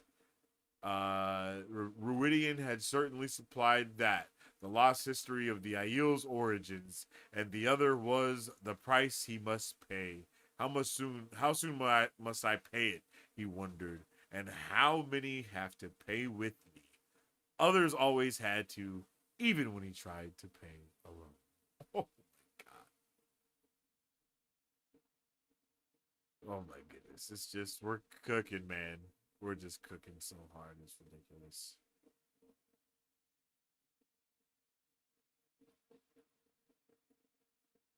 Guide him around on a leash just like Moraine. He was not about to put up with it. They looked at one another, then nodded as if acceding to a request. If they thought he would be a good boy because they gave him a sweet, they were mistaken. I'd have thought you would be with Moraine, he said to Lan, ignoring the wise ones and their nods. A flash of embarrassment crossed the warder's face. The wise ones managed to hide her going until nearly sunset, he said stiffly. Then they convinced me following would serve no purpose. They said even if I did, I could not find her until she was already on her way out. And she would not need me then. I am no longer certain I should have listened. Listened! Melaine snorted. Her gold and ivory bracelets clattered as she adjusted her shawl irritably. Trust a man to make himself sound reasonable. You would almost certainly have died, and very likely killed her too. Melaine and I had to hold him down half the night before he would listen, Amis said. Her small smile was a touch amused, a touch wry. Lan's face might as well have been carved from thunderclouds. Small wonder if the wise ones had used the power on him. What was Moraine doing in there? Ruach, Rand said. How am I supposed to unite the Aiel? They don't even want to look at me. He raised his bare forearms for a moment. The dragon's scales glittered in the harsh sunlight. These say I'm he who comes with the dawn, but everybody practically melted away as soon as I showed the things. It is one thing to know prophecy will be fulfilled eventually, the clan chief said slowly.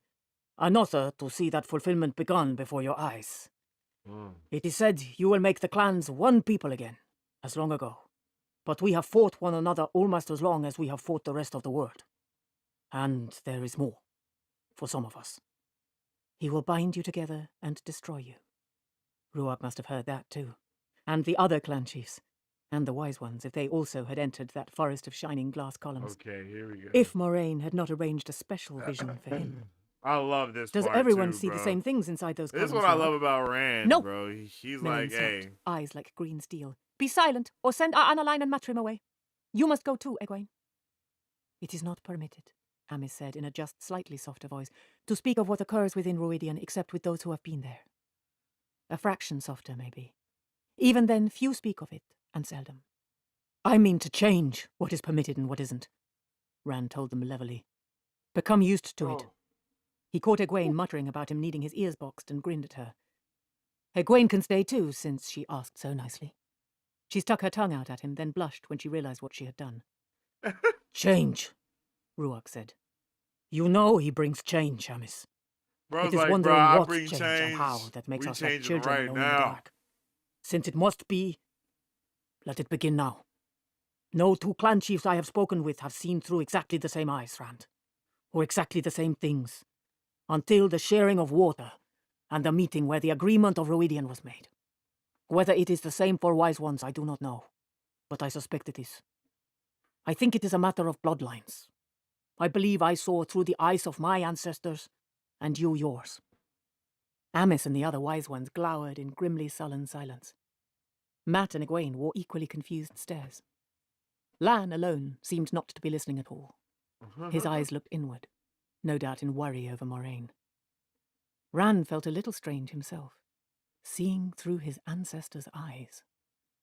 He had known for some time that Tam Thor was not his real father, that he had been found as a newborn on the slopes of Dragonmount after the last major battle of the Aiel War. A newborn with his dead mother, a maiden of the spear. He had claimed Aiel blood in demanding admittance to Ruidian, but the fact of it was just now being driven home. His ancestors. Aiel. "Then you saw Ruidian just begun building too," he said. "And the two Aes Sedai. You heard what the one of them said." "He will destroy you." "I heard." Ruark looked resigned, like a man who had learned his leg had to be cut off. "I know." Rand changed the subject. "What was the sharing of water?" The clan chief's eyebrows lifted in surprise. "You did not recognize it? But then I do not see why you should. You have not grown up with the histories. According to the oldest stories, from the day the breaking of the world began until the day we first entered the Threefold Land, only one people did not attack us. One people allowed us water freely when it was needed. It took us long to discover who they were. That is done with now. The Pledge of Peace was destroyed. The tree killers spat in our faces." "Kyrian," Rand said. "You're talking about Kyrian and Avendor Aldera and Laman cutting down the tree." Actually crazy. "Laman is dead for his punishment," Ruark said in a flat voice. "The oath breakers are done with." He looked at Rand sideways.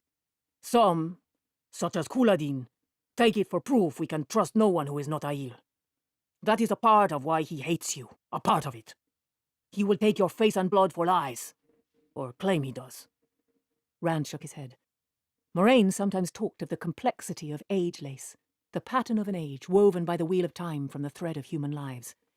If the ancestors of the Kyrianin had not allowed the Aiel to have water 3,000 years ago, then Kyrian would never have been given the right to use the silk path across the waste, with a cutting from a Vendosora for a pledge. No pledge, and King Laman would have had no tree to cut down. There would have been no Aiel War, and he could not have been born on the side of Dragonmount to be carried off and raised in the Two Rivers. How many more points like that had there been, where a single decision one way or another affected the weave of the pattern for thousands of years? 1,000 times 1,000 tiny branching points, 1,000 times that many, all twitching the pattern into a different design. He himself was a walking branching point, and maybe Matt and Perrin too. What they did Not or did maybe, not do would send definitely. ripples ahead through the years, through the ages. He looked at Matt. Through the years, through the ages, yo, come on. Like, we're cooking so hard right now, it's actually diabolically insane. This book is top tier. Probably my favorite book in the series so far, not gonna lie. Like, yeah, this is everything that I want and more.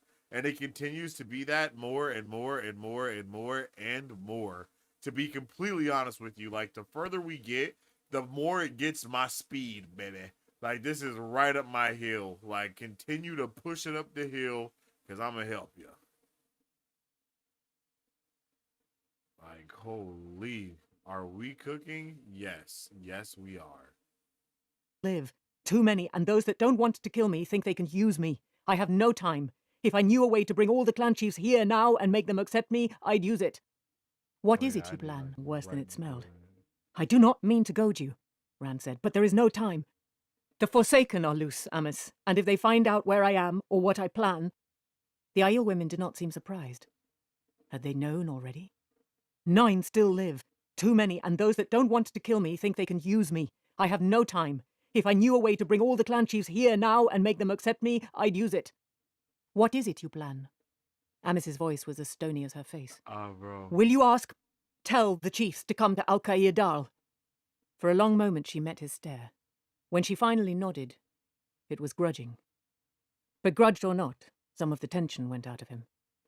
There was no way to win back 7 lost days, but perhaps he could avoid losing more. Moraine, still in Ruidian with Avienda, held him here yet, though. He could not simply abandon her. You knew my mother, he said. Egwene leaned forward as intent as he, and Matt shook his head. Amis's hand paused on his face. I knew her. Tell me about her, please. Here we go. She shifted her attention to the slash above his ear. If a frown could have healed, he would not have needed her ointment. Finally, she said, Shiel's story, as I know it, begins when I was still Father Mai, more than a year before I gave up the spear. A number of us had ranged almost to the Dragon Wall together. Like, One day we listen saw to a Rosamund woman, Pike a golden-haired kills it. young Wetlander Yes, in I just silks, saw that comment. with pack God horses damn, and a Rosamund fine does a mare to good ride. job. Isn't she A killing man it, we yo? would have killed, of course, Isn't she killing but she had it, no chat? weapon beyond a Like, simple knife at her wow. belt. Some wanted to run her back to the Dragon Every Wall voice naked. is so unique Egwene and blinked. different She seemed continually from each surprised other at how and hard stuff, the like- Aiel were. Amis continued without pause. Yet she seemed to be searching determinedly for something. Curious, we followed, day by day without letting her see. Her horses died, her food ran out, her water, but she did not turn back. She stumbled on afoot, until finally she fell and could not rise. We decided to give her water and ask her story. She was near death, and it was a full day before she could speak. Her name was Shiel, Rand said when she hesitated. Where was she from? Why did she come here? Shiel, Bear said. was the name she took for herself. She never gave another in the time I knew her. In the old tongue, it would mean the woman who is dedicated. Matt nodded agreement, not seeming to realize what he had done. Lan eyed him thoughtfully over a silver cup of water. There was a bitterness in Shiel in the beginning, She finished. Sitting back on her heels beside Rand, Amis nodded. She spoke of a child abandoned, a son she loved, a husband she did not love. Where she would not say. I do not think she ever forgave herself for leaving the child. She would tell little beyond what she had to. It was for us she had been searching, for maidens of the spear. An Aes Sedai called Kitara Moroso, who had the foretelling, had told her that disaster would befall her land and her people, perhaps the world, unless she went to dwell among the maidens of the spear, telling no one of her going. She must become a maiden, and she could not return to her own land until the maidens had gone to Tarvalon. She shook Hell her head nah. wonderingly. You must understand how it sounded then. The maidens go to Hi, I'm Tarvalon. Shail. No Aiel had crossed the Dragon Wall since the day we first reached That's the how it Threefold was. Land. It would be another 4 years before Larman's crime brought us into the wetlands, and certainly no one not Aiel had ever become a maiden of the spear.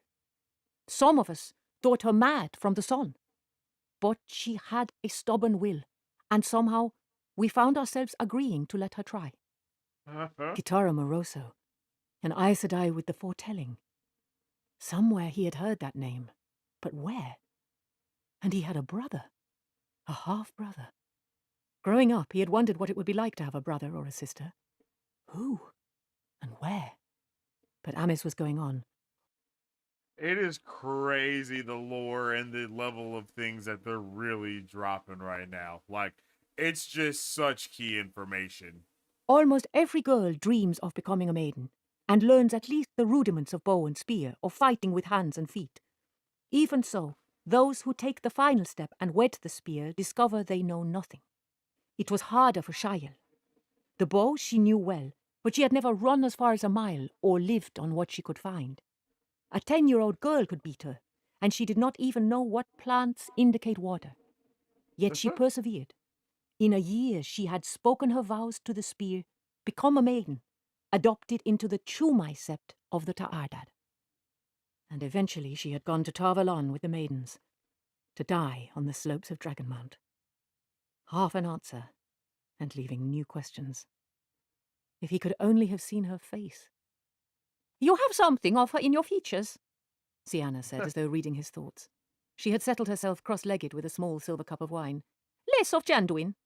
Janduin? My father?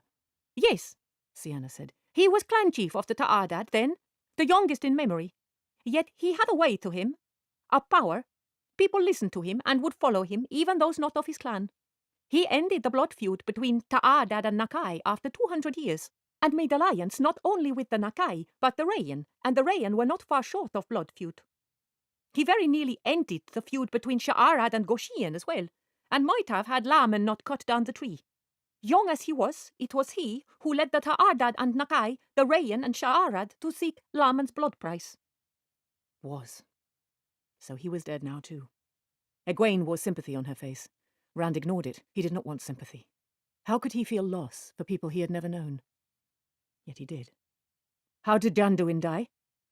The wise ones exchanged hesitant glances. At last Amis said, "It was the beginning of the 3rd year of the search for Laman when Shail found herself with child. By the laws, she should have returned to the Threefold Land. A maiden is forbidden to carry the spear while she carries a child. But Janduin could forbid her nothing. Had she asked the moon on a necklace, he would have tried to give it to her. So she stayed. And in the last fight, before Tavalon, she was lost. And the child was lost. Janduin could not forgive himself for not making her obey the law." He gave up his place as clan chief, Bear said. No one had ever done that before. He was told it could not be done, but he simply walked away. He went north with the young men to hunt trollocs and murdral in the Blight. It is a thing wild young men do, and maidens with less sense than goats. Those who returned said he was killed by a man, though. They said Janduin claimed this man looked like Shail, and he would not raise his spear when the man ran him through. Dead, then. Both dead. He would never lose his love for Tam, never stop thinking of him as father. But he wished he could have seen Janduin and Shail just once. Egwene tried to comfort him, of course, the way women did. There was no use trying to make her understand that what he had lost was something he had never had. For memories of parents, he had Tam Althor's quiet laugh, and dimmer remembrance of Kari Althor's gentle hands.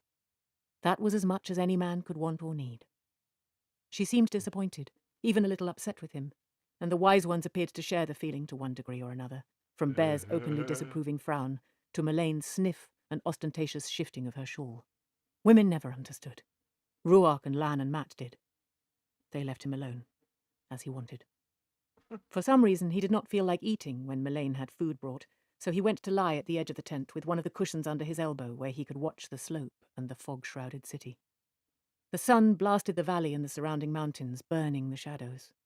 The air that eddied into the tent seemed to come from an open oven. After a time, Matt came over wearing a clean shirt. He sat beside Rand without speaking, peering into the valley below, the strange spear propped on his knee. Now and again he felt at the cursive script carved into the black haft. "How is your head?" Rand asked, and Matt jumped. "It doesn't hurt anymore." He jerked his fingers away from the carving, folded his hands deliberately in his lap. "Not as much, anyway. Whatever that was they mixed up, it did the trick." Bruh, it's just, we're cooking right now. You know what I'm saying? Like, it's just so much cook going on. It's crazy. We found out stuff about Rand's dad, Rand's mom. Like, oh my goodness, bro. Like, it's crazy how we are just really getting to get these deep dives into every single character, their background in one way or another, and to have just been with Tam and see the way that he was moving, and then to turn up with Rand, and then now Rand is like kind of sad that his real parents are in fact dead, but then he thinks about Tam, who we just see is literally being a badass right now. Like, yeah, bruh. Rand's awesome. Rand's a great character. Rand is a great character indeed. A remnant of a remnant he will save. I mean, just cooking, bro. Everything is just beautiful. And I love the way that Evian just starts set tripping because the wise ones are like, nah, bro, you're about to be glued to his hip no matter what. Oh, wait. No, okay, that didn't happen yet. Because she pulls back up and then she just mugs him and then she's like immediately pissed. And then when Moiraine walks up, Lan runs out to her, grabs her, and brings her back up. And then as Rand sees that they are in there, he's like, awesome, I don't have to wait 3 days anymore.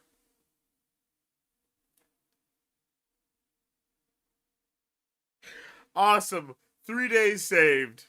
And then he immediately is like, oh, okay, maybe I shouldn't have said that. That was kind of crazy. And I was like, all right, cool, Rain. As long as you know that was kind of wild, we're good. You know what I mean? As long as you know you're tripping.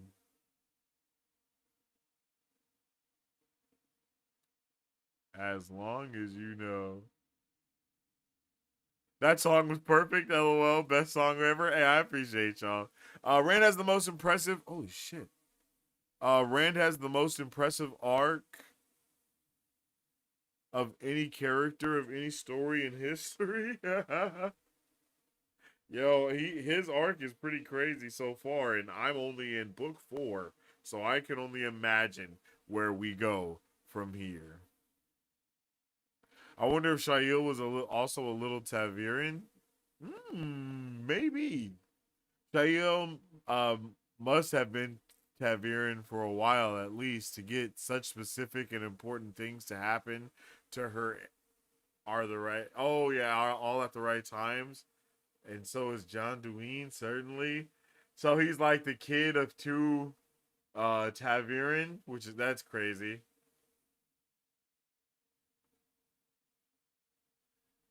The Ruidian visions of Rand's ancestors make me think his whole line was Taviran.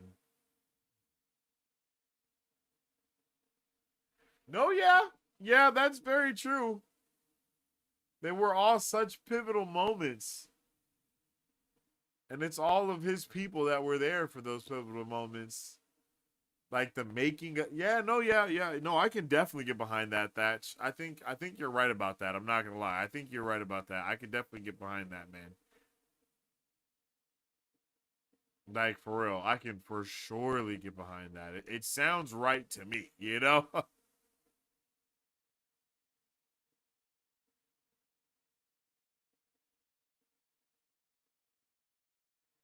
Like that definitely sounds right to me. Like I just keep thinking about it, and I'm like, no, yep, that's right.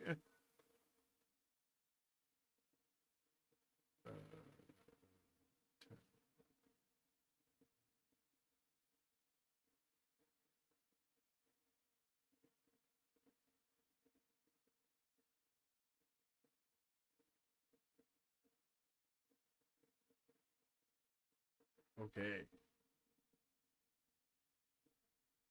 All right, we're about to get into our final chapters of the night, ladies and gentlemen, gentlemen's and ladies. I hope you're ready, because I know I'm ready to get into the final things tonight. Chapters 35 and 36 are the last chapters that we're going to be getting into tonight, y'all. And I am really pumped to be wrapping up tonight's episode. Well, not right now, but we're getting into it. We're about to get into it. So I'm just really excited, bro. This has been such a good book so far as well. Chapter 35 was awesome. Chapter 36 was also awesome. Let me know what was your favorite chapter out of the ones that we covered tonight. It's hard for me to pick a favorite chapter just because everything with Perrin was so freaking cool.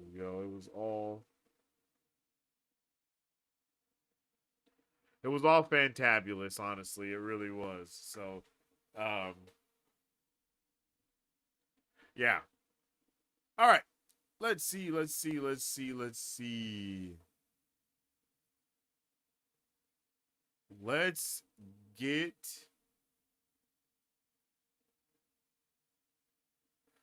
get into Chapter 35. Sharp Lessons. Sharp lessons. I enjoyed this chapter as well. I'm always down for a little Tel'Randriod. I'm always down for that for sure. And these chapters were really good. I enjoy chapters where characters share information, especially because RJ handles it in a really good way. And then once they do share that information, we're able to kind of just pick up from them just talking. Like they just talk about this stuff that they now both know about, because they can just handle them finding out whatever in very brief moments. So I enjoyed that, especially because we're in Tel'Randriod. Kalendor is still driven into the ground, and then we get Elaine really standing on business for her dude, and that's what I love, man. I love Rand Lane. I don't know if y'all remember, but I am a Rand Lane stan. Is that the terminology that the kids use these days? I'm going for Rand Lane. Ew, that sounds weird. I am down for the Rand Lane thing. I like them together. I really like the way that Elaine will stand on business from that royalty perspective because she's been training to be royalty her entire life. And then she's like, "Yo, Rand is gonna be the Dragon Reborn. He's to rule the damn near world." So, yeah, some he's gonna have to make some hard decisions sometimes, Egwene. Like she doesn't say it exactly like that, but I just really appreciated that. We also keep getting these. We also get like the mention of in one section, in one breath, I guess you can say, we get the mention of Aes Sedai, Wise Ones, and Windfinders. Like we get all of these talked about in a very close selection to each other, mainly because that's what's going on with everyone. So I'm really interested in continuing to. I don't want to call them factions, but I guess that is the best way to call them. Is like the factions of the women channelers that there are, just throughout the world, and I mean, or throughout where we are here, and it's really cool. It's really cool to see them all be so different and so similar. And the way that we're also able to find that out is because they talk about how there is the Kara Karn and the Koromor, and they use those within the same sentence as well. So it's really just contextualizing all of the theories and all of the things that have been hinting at up until this point about all of the people from the Aiel to the Sea Folk and what are they called, the Tuatha is the other one, right? They're the Athaan Mir. I think that's something. I think that's what they are. Um, just being able to get all of those different lanes and really establish how similar they are, it's crazy. And then Elaine's like, nah, the Sea Folk are ready to ride for Rand and do anything that bro wants them to do. And then on the other side it's like, oh nah, bro, they're not doing any of that at all, ever and ever. It's like, oh shit, what's going on? I need to dive into all of this so much deeper. You know what I mean? Like it just makes me want more and more information. Just straight up. She hesitated, nibbling her lower lip. Egwene, if you find the chance, would you tell him I meant what I said in... Egwene? Egwene! Something snatched Egwene. The heart of the stone dwindled into blackness as if she were being hauled away by the scruff of her neck. With a gasp, Egwene started awake, heart pounding, staring up the low roof of the night-darkened tent over her head. Only a little moonlight crept in at the open sides. She lay under her blankets. The waste was as cold at night as it was hot during the day, and the brazier that exuded the sweetish smell of dried dung burning gave little warmth. Beneath her blankets, right where she had lain down to sleep. But what had pulled her back? Abruptly, she became aware of Amice, sitting cross-legged beside her, cloaked in shadows. The Wise One's murk-shrouded face seemed as dark and foreboding as the night. "Did you do that, Amice?" she said angrily. "You have no right to just haul me about. I am Aes Sedai of the Green Aja." The lie came easily to her lips now. "And you have no right—" Amice cut her off with a grim voice. "Beyond the dragon wall in the White Tower you are Aes Sedai. Here you are an ignorant pupil, a fool child crawling through a den of vipers." "I know I said I would not go to Tel'aran'rhiod without you," Egwene said, trying to sound reasonable. But something seized her ankles, hauled her feet into the air. Blankets tumbled away, her shift dropped to bunch in her armpits. Upside down, she hung with her face level with that of Amice. Furious, she opened herself to Saidar, and found herself blocked. "You wanted to go off alone," Amice hissed softly. "You were warned, but you had to go." Her eyes seemed to glow in the dark, brighter and brighter. "Never care for what might be waiting. There are things in dreams to shatter the bravest heart." Her round eyes like blue coals, her face melted, stretched. Scales sprouted where skin had been. Her jaws thrust out, lined with sharp teeth. "Things to eat the bravest heart," she growled. Screaming, Egwene battered vainly at the shield holding her from the true source. She tried to beat at that horrible face, at the thing that could not be Amice, but something gripped her wrists, stretched her taut and quivering in midair. All she could do was shriek as those jaws closed around her face.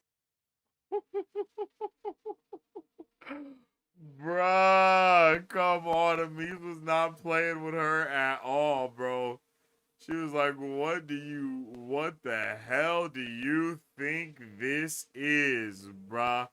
Like, she was not playing at all. and I love every second of that. I really like Amis and Egwene together. It's really nice to see them kind of. I like Amis as a mentor for Egwene as well, because Egwene is very much with that bullshit, and Amis is very much not with that bullshit. So I would like to see how she grows and changes being around somebody like that, because as we see all these characters, they pick up a little bit of everything from the people that they're around, which is one of the best ways to develop characters, is by setting badass characters around them and allowing them to pick up the badass things that they're also doing to make them even more badass. Again, it just works, bro. It just works. They are doing the lights work with this. Gotta be completely honest with you.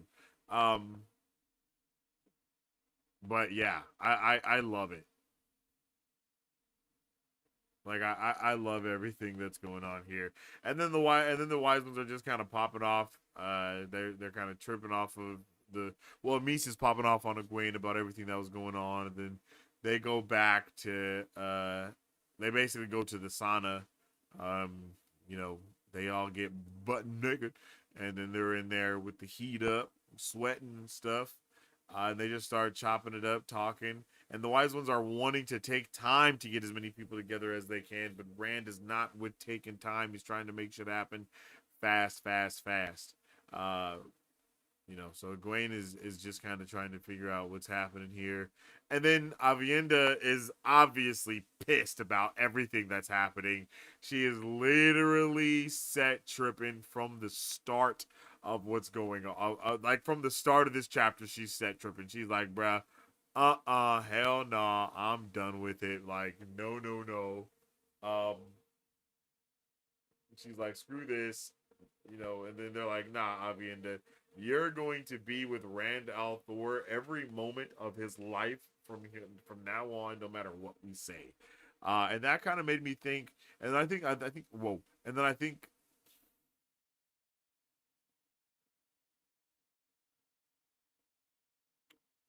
Avienda is basically just pissed, and I thought that was hilarious. And then Egwene's like, "Yo, do it for Elaine, and see it as like a favor for her to keep an eye on Rand."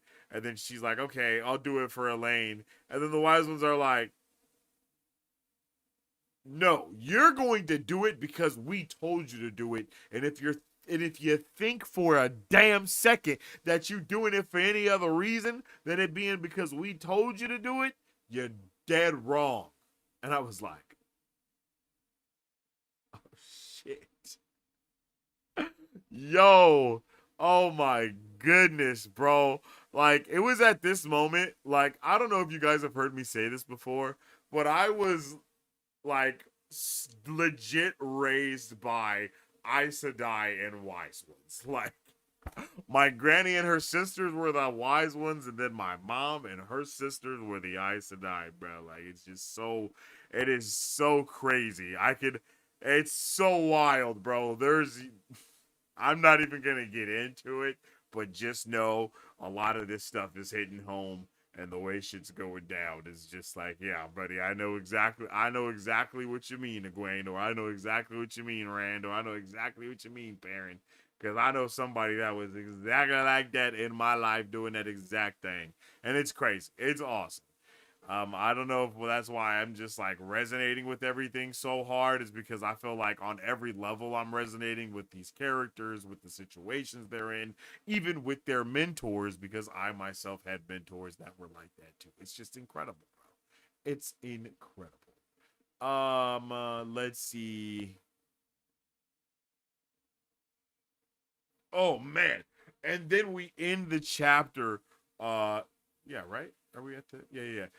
And then we end the chapter with Egwene talking to Moiraine about this stuff, and Moiraine is just like damn near traumatized, I want to say. Like, that's the way she's reacting here. And she's like, yo, straight up, the memories fade. Most are already gone. Some I knew already. Others, the wheel weaves as the wheel wills, and we are the only thread of the pattern. And we are only the thread of the pattern. I have given my life to finding the Dragon Reborn, finding Rand, and seeing him ready to face the last battle. I will see that done, whatever it requires. Nothing and no one can be more important than that.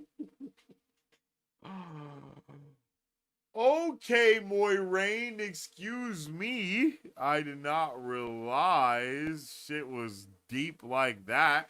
But again, just another amazing aspect of not seeing Moiraine's POV in the book and then going into the show and seeing Moiraine's POV of the things that she saw as the universe flipped and flickered around her and she lived many lives seeing what she must do. It's like, oh yeah, buddy.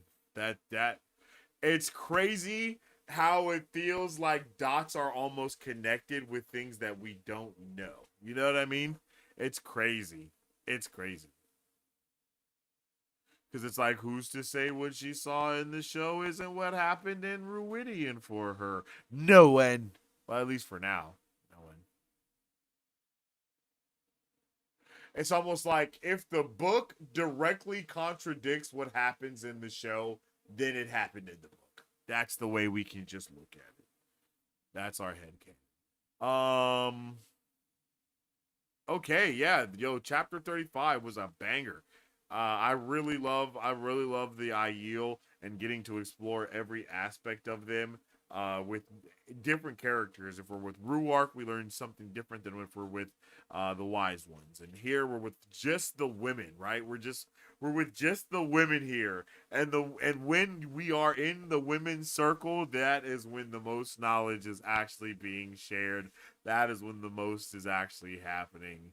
And that had me hyped yet again. I was just so pleased, bro. I was just so pleased with these chapters. For real. And I know next week is about to be insanity. Yo, we got one more chapter tonight, you guys. I think we made some good time. You see what happens when I got my notes and stuff together, chat? You know, let me know if it felt like we were kind of speed running or moving a little bit too fast.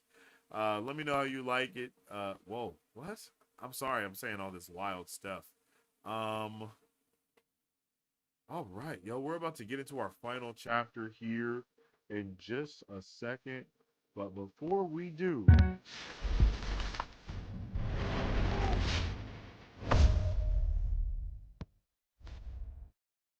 here at Vane Esports, we focus on competitive gaming and entertainment. Our main goal is building a community that brings players, streamers, and content creators of all kinds together. Vane Media is our new network that we created to give streamers and players the tools that they need to succeed. Through a variety of podcasts and live shows, we'll answer questions of any aspiring creator, streamer, or competitive player. The Vane podcast will be open to all org members. It will be used as a way to promote different members, streamers, and content creators, as well as upcoming projects. By interviewing members new and old, we'll use the Vane podcast as a way for everyone to get to know about their family better. Since this will be available on all platforms, even people that aren't members of Vane Esports can get to know about our family. Vane Talk will be more of a creator seminar. This will be tailored specifically towards those focused on content creation and stream production. We'll have guest speakers, Q&As, and brand audits to help make sure streamers are building their brand as one cohesive funnel to different platforms. We hope that by having guest speakers that have already done the thing, it will help those unsure make a decision about what direction they want to go. Push to Talk is our just chatting section for Vane Esports. Members can just chat about new games, streaming, and content creation, or just get to know each other while creating content at the same time. Any member of Vane Esports is able to be a part of Push to Talk, and it will be available on all platforms. All of the Vane Media content will be available on our Vane Esports YouTube channel and wherever you listen to your podcasts. We up like these V's. Whatever you do, you don't freeze. You might end up on a clip in that feed. What you gonna do against me and my team? Let's hope I don't squeeze. Yeah, that's right. You can check out Vane Esports on YouTube right now. We got the Vane Media podcast going.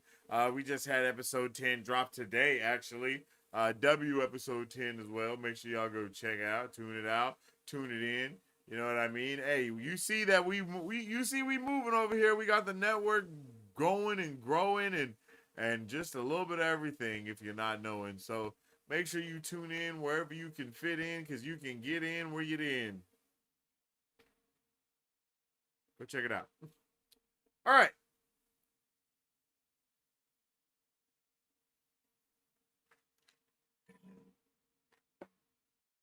It's time to get into Chapter 36. Misdirections. mm, mm, mm, mm, uh. I mean, these titles have just been insanely good.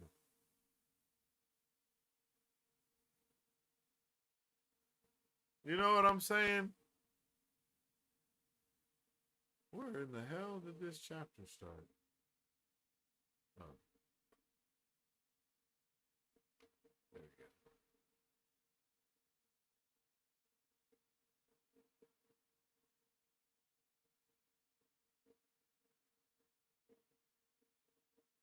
go. Okay. Man.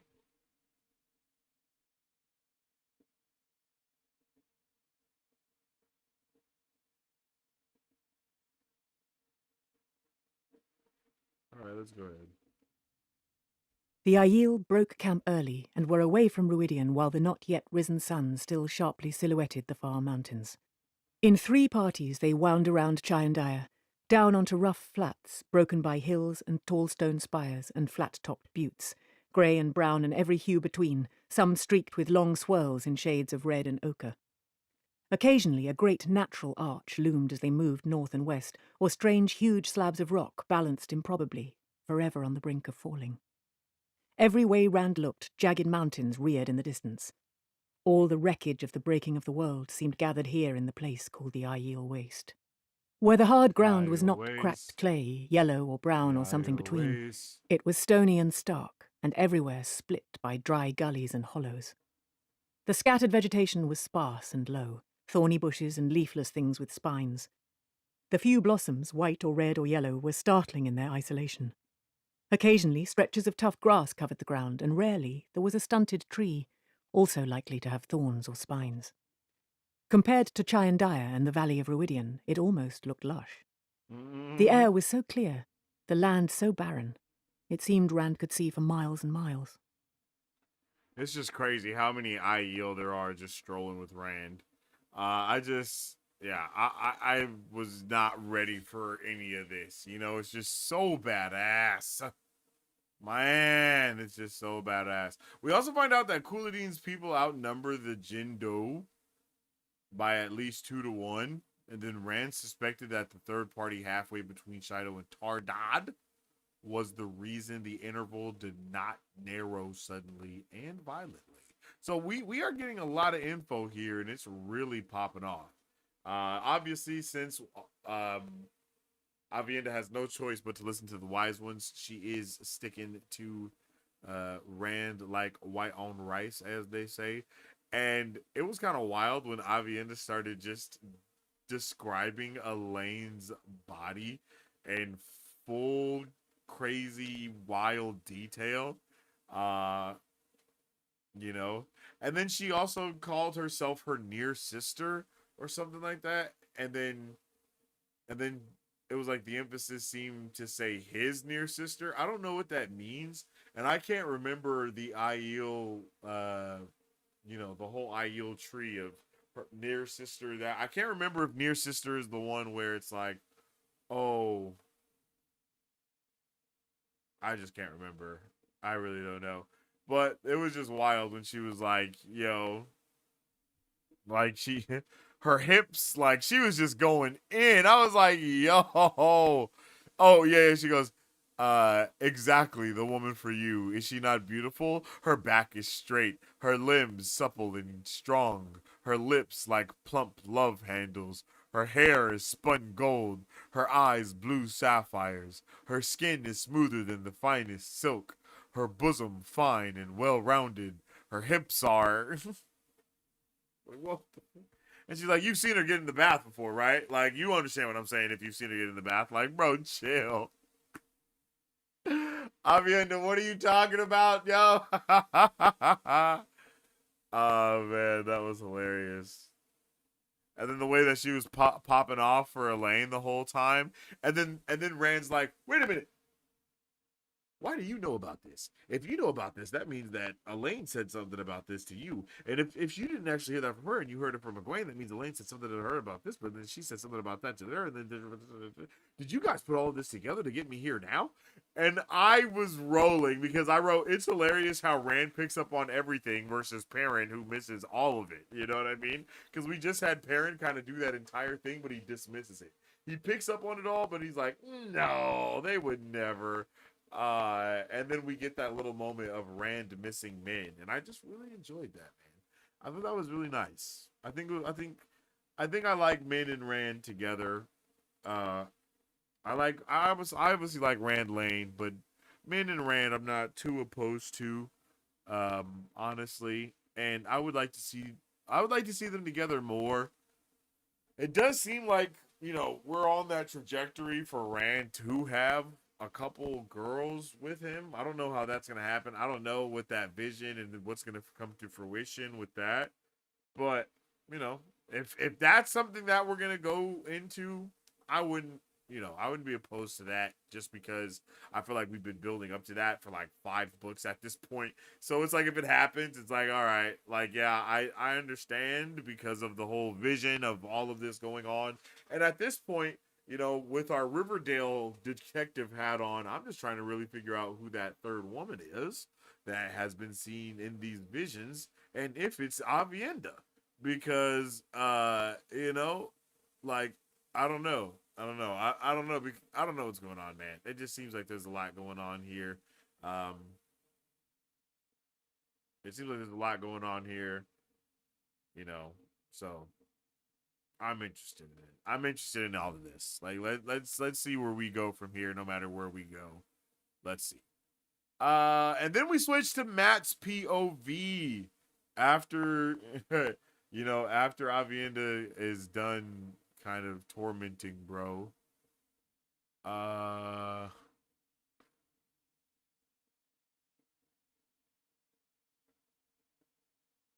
Yeah.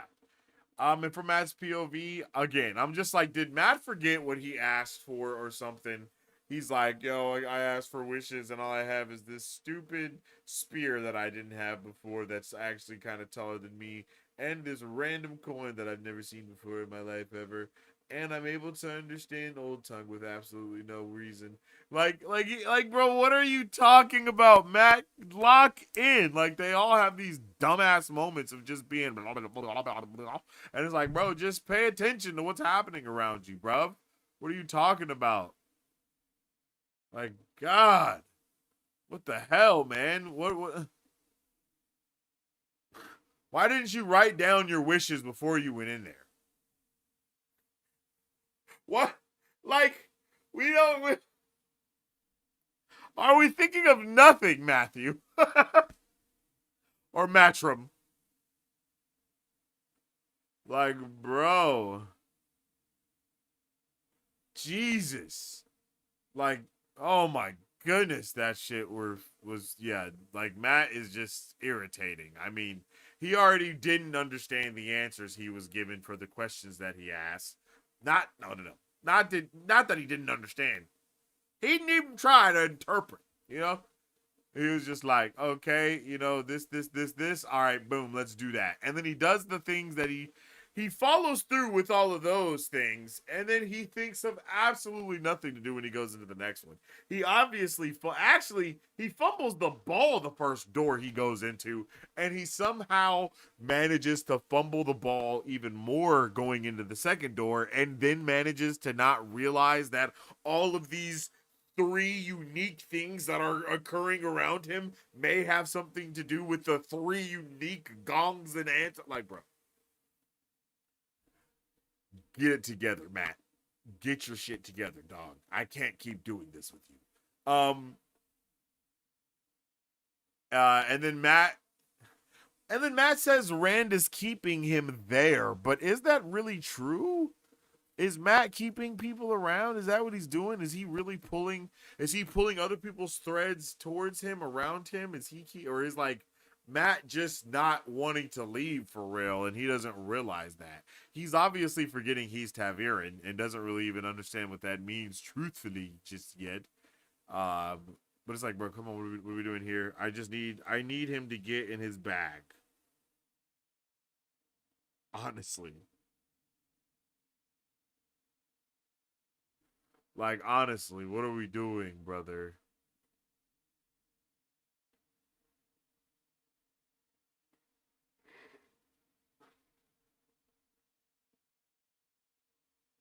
I've been to Iridian. I've done what those snake folks said I had to. And what did what did he have to show for it? This bloody spear, a silver medallion, and yeah, all the things you never had before. What are we doing? But then we also find out there's peddlers in the Aiel Waste. And this is when I'm like, wait, is this another turning of the wheel change? Because I'm pretty sure when they were traveling through the Aiel Waste in the show, they found this same type of thing, but it was all burnt and charred, and people was dead on the side of the road. Or were those actual the Tuathaan? I can't remember. Tuathaan. Okay, sorry. Yeah, let's move past that. Yeah. But we also find out that there's like 1,500 Aiel traveling together right now. And I was like, damn, I had no idea there were so many of them. Legit. It was just crazy. And then, yeah, so not only are there peddlers, but with them, it's peddlers, gleemen, and traveling people. No, not and traveling people, but there's a peddler, there's a gleeman, and they're all traveling together, and it's weird. And then of course we also see the Aiel basically despising the Tuathaan, and then don't say tinkers, you know what I mean? Like, all that was so interesting, bro. Again, just lore. Give me more. Okay, I need that. And then we're introduced to Kadiri or Kadira or Kadir.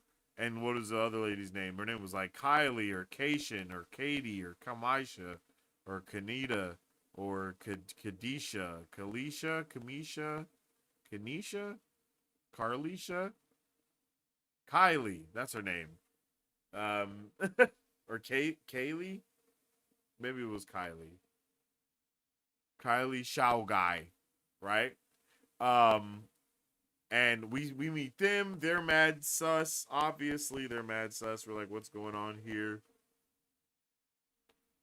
What's up with Kadir? He's like, oh yeah, we just so happen to be here and not running into any other Aiel and on our way to Ruidian and running into you guys. Can we now roll with you the other way?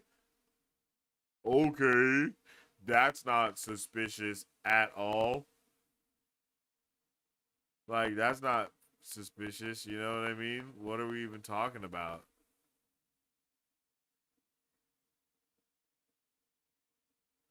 And then Matt's like, yo, I'd give a gold mark for that hat. And then Kelly or Kaylee or whatever her name is like, yo, say less. Doop. Give me that. Good pleasure doing business with you. Deuces. You know, like, what is happening? Is that Matt's luck? Is she being a weirdo? Who knows what's really going on here?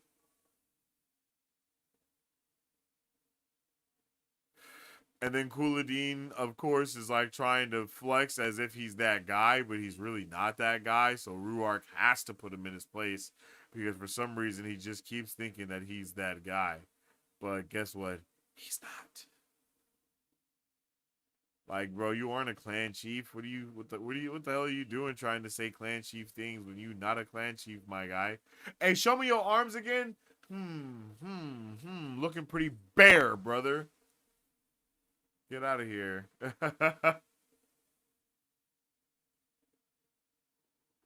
Oh,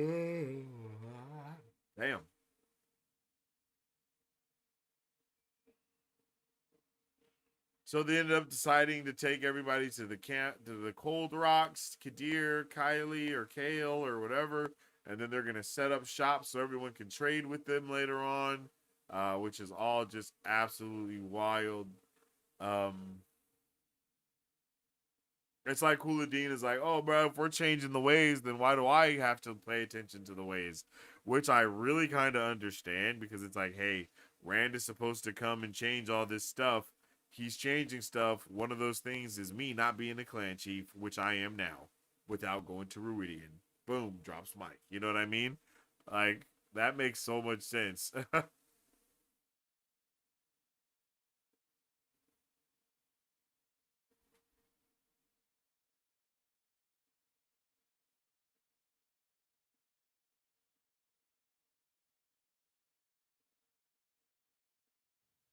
You are a fool, Avienda muttered. It had nothing to do with Gietto. Kuladin tries to behave as a clan chief. Ruach cannot allow that unless he has gone to Ruidian. The Shido would steal bones from a dog. They would steal the bones and the dog, yet even they deserve a true chief. And because of Rand al'Thor, we must allow 1,000 of them to pitch their tents in our lands. His eyes, Rand said without looking away from the wagons. A dangerous man. Matt frowned at him. Whose eyes? Kuladin's. Kadir's eyes. All that sweating, going white in the face, yet his eyes never changed. You always have to watch the eyes, not what he seems. Sure, Rand. Matt shifted in his saddle, half lifted his reins as if to ride on. Maybe silence had not been so bad. You have to watch the eyes. Rand changed his study to the tops of the nearest spires and buttes, twisting his head this way and that. Time is the risk, he murmured. Time sets snares. I have to avoid theirs while setting mine. There was nothing up there that Matt could make out beyond an occasional scattering of brush and now and then a stunted tree. Avienda frowned at the heights, then at Rand, adjusting her shawl. Snares, Matt said. Light let him give me an answer that isn't crazy. Who's setting snares? For a moment, Rand looked at him as if he did not understand the question. The peddlers' wagons were starting off with an escort of maidens loping alongside, turning to follow the Jindo as they trotted past, mirrored by the Shido. More maidens sped ahead to scout. Only the Aiel around Rand stood still, though the Wise One's party dawdled and watched, and from Egwene's gestures, Matt thought she wanted to come check on them. You can't see it or feel it, Rand said finally. Leaning a little toward Matt, he whispered loudly, as though pretending. We ride with evil now, Matt. Watch yourself. He wore that twisted grin again as he watched the wagons lumber by. You think this Kadir is evil? A dangerous man, Matt. The eyes always give it away. Yet, who can say? But what cause have I to worry with Moraine and the Wise Ones watching out for me? And we mustn't forget Lanfear. Has any man ever been under so many watchful eyes? Abruptly, Rand straightened in his saddle. It has begun, he said quietly. Wish that I have your luck, Matt. It has begun, and there is no turning back now, however the blade falls. Nodding to himself, he started his dapple after Ruach, Avienda trotting alongside, the 100 Jindo following. Matt was glad enough to follow too, better than being left there, certainly. The sun burned high in a stark blue sky. There was a lot of travelling yet to be done before sunset. It had begun? What did he mean, it had begun? It had begun in Ruidian, or better, in Emond's Field on winter night a year gone. Riding with evil, and no turning back. And Lanfear? Rand was walking the razor's edge now. No doubt about it. There had to be a way out of the waste before it was too late. From time to time, Matt studied the peddlers' wagons. Before it was too late. If it was not already. Bruh. Rand's losing it. Rand is officially losing his mind, even more so than he already was. But no doubt he's also probably right.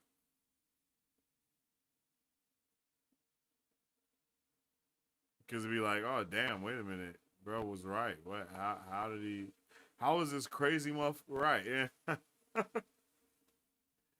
That's cold, but you know what I'm saying. Like, bro, what? It's just so funny seeing Matt constantly being like, all right, buddy.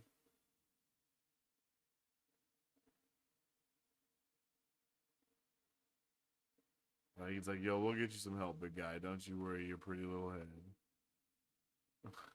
Like, absolutely crazy.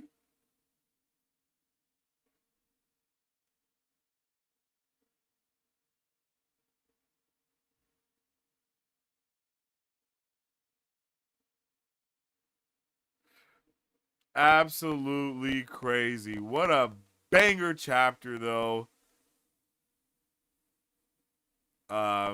It's so interesting. I'm not, it's like we're left with like, yo, the Shido are ready to see what's going on with he who arrives at dawn or he who comes at dawn, even though they're not sure if it's actually Rand, but they're still kind of fighting for it to see what's really gonna happen. Because it's like, bro, what if it is him? Like, I mean, bro clearly has the tattoos. Oh, another thing that changed, at least it hasn't happened yet, though, is like Lanfear has not given bruh the fake tattoos. I don't know if that's gonna happen for real here or not, but hey, we have not seen that come to fruition. We also have not seen Moiraine and Lanfear like make a deal, if I'm not mistaken. Those are all things that had happened in the show at this point. I think Rand going and talking to everyone is really like one of the last things that we need to happen. Outside of, because I don't know what really is going to be happening with Leandrin here, because I don't know if Leandrin is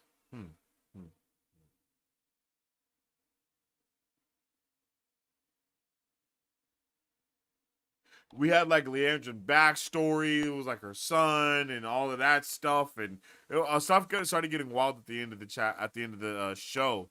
So I don't know if we're doing that here or not, but I'm ready for whatever we do next, to be completely honest with you. Rand's turmoil is palpable. Yeah. Amazing writing in this chapter. I agree. Really great writing.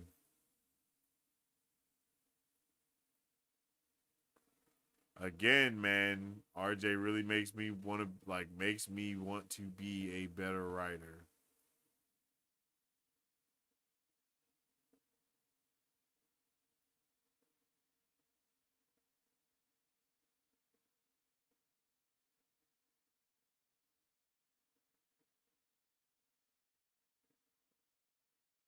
But with all that being said, let me know how you guys are feeling about this chapter, about this book. I hope you guys are having a good time with it, man. I'm having such a good time with the Wheel of Time, the Shadow Rising, man. As the shadow continues to rise across the lands, let me know how you guys are feeling about it in the comment section down below. I am so ready to continue with everything we got going on with book club, with Wheel of Time. It's just so good, bro. I can't wait to start next week's reading, and we got some long chapters next, bro. We got some long chapters next. Like, oh, bro. Like, holy, bro. Like, this is just so peak, man. It's just so peak. Seeing Rand slowly slip away, bit by bit. It's just so good to see. It's just such good writing, bruh. To see him, like, okay, the same thing I was saying before about Matt. I don't know if you guys remember when I said it's so crazy to see Matt from other people's point of view, because sometimes you're like, oh, Matt is perfectly fine, and then you see him from someone else's point of view, and he looks like freaking Gollum. And you're like, oh shit, what's going on with Matt? And then now it's starting to happen with Rand more and more. Like, you're like, I don't want to say Rand is perfectly fine, but you're just like, oh man, Rand's cool. Is he losing it? And then all of a sudden it's like, oh, wait. Wait.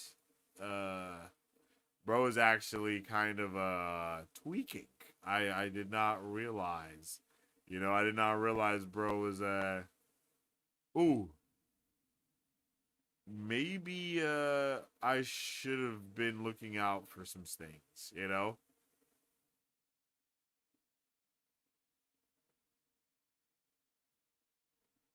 Like, maybe I should look out for some of these things a little bit more.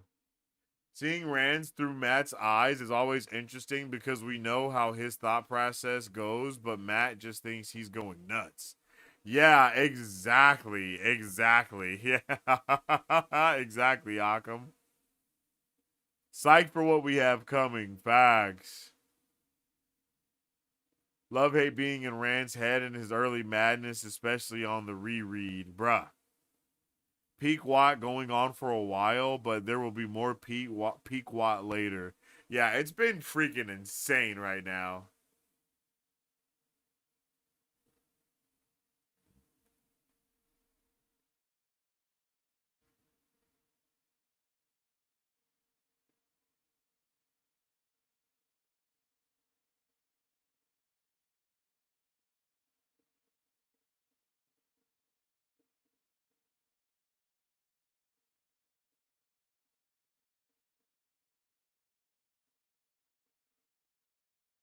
Yeah, it's definitely been like, holy, you know?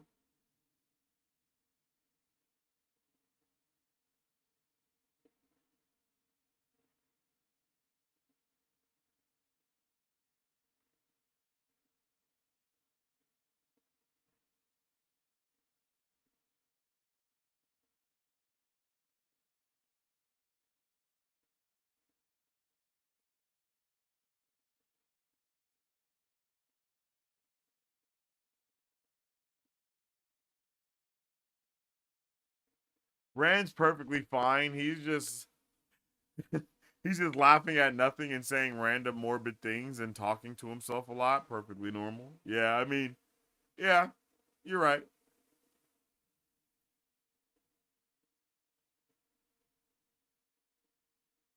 I'll kill those sons of bitches before they get me.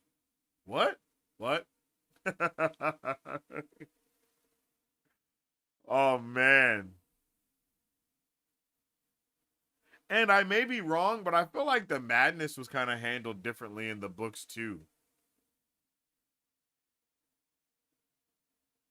I don't know, man. I don't know.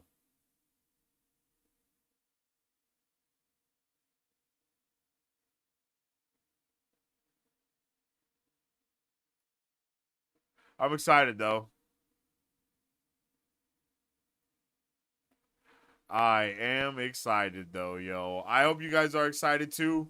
If you haven't already, make sure you drop a like and a share on the stream because it helps out tremendously around these parts, yo. It really, really does. You don't even know how much it helps to appease the algorithm gods. Make sure you guys go over there and subscribe to the From Watcher to Reader channel as well. Our first YouTube video is up right now. It is chapters 7 through 12. Our instant reactions to each one of those chapters. So definitely go and tune in there. Show some love. We'll have more content going up on that page throughout the rest of this year, and we'll be focusing all of our book club content on that channel next year. So make sure you get ahead of the curve and go over there and start subscribing and all that good stuff. Okay, I definitely appreciate you guys. Make sure you guys go get your tickets for Stranger Things, the season finale. That will be in theaters on December 31st. Because it's on December 31st, we're gonna have to be postponing that episode. Not postponing, but we'll move it up early, I think, to Tuesday. We'll do Tuesday for that, for the last episode of book club this year. It'll be on Tuesday, where we do our full book review of This Shadow Rising, because we should be done the week before that, actually. So hell yeah, bro. It's gonna be it's gonna be dope, man. It's gonna be dope to see that. It's gonna be dope, but I'm ready.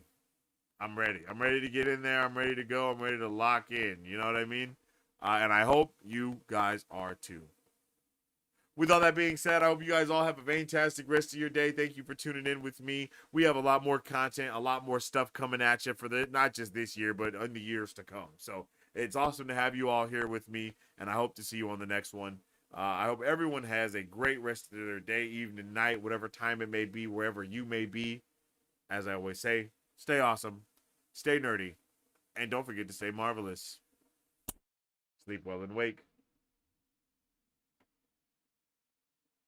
If you guys would like to support Marv Bros, all you gotta do is visit our website at www.marvbros.com. buy some merch, represent the superfan. Or you can join our Patreon to get early access to content, patron-only scoops, giveaways, private Q&As, and those sacred watch parties. We appreciate you guys. We'll catch you on the next one. Excelsior. On today's pop culture news update. And on today's pop culture news update,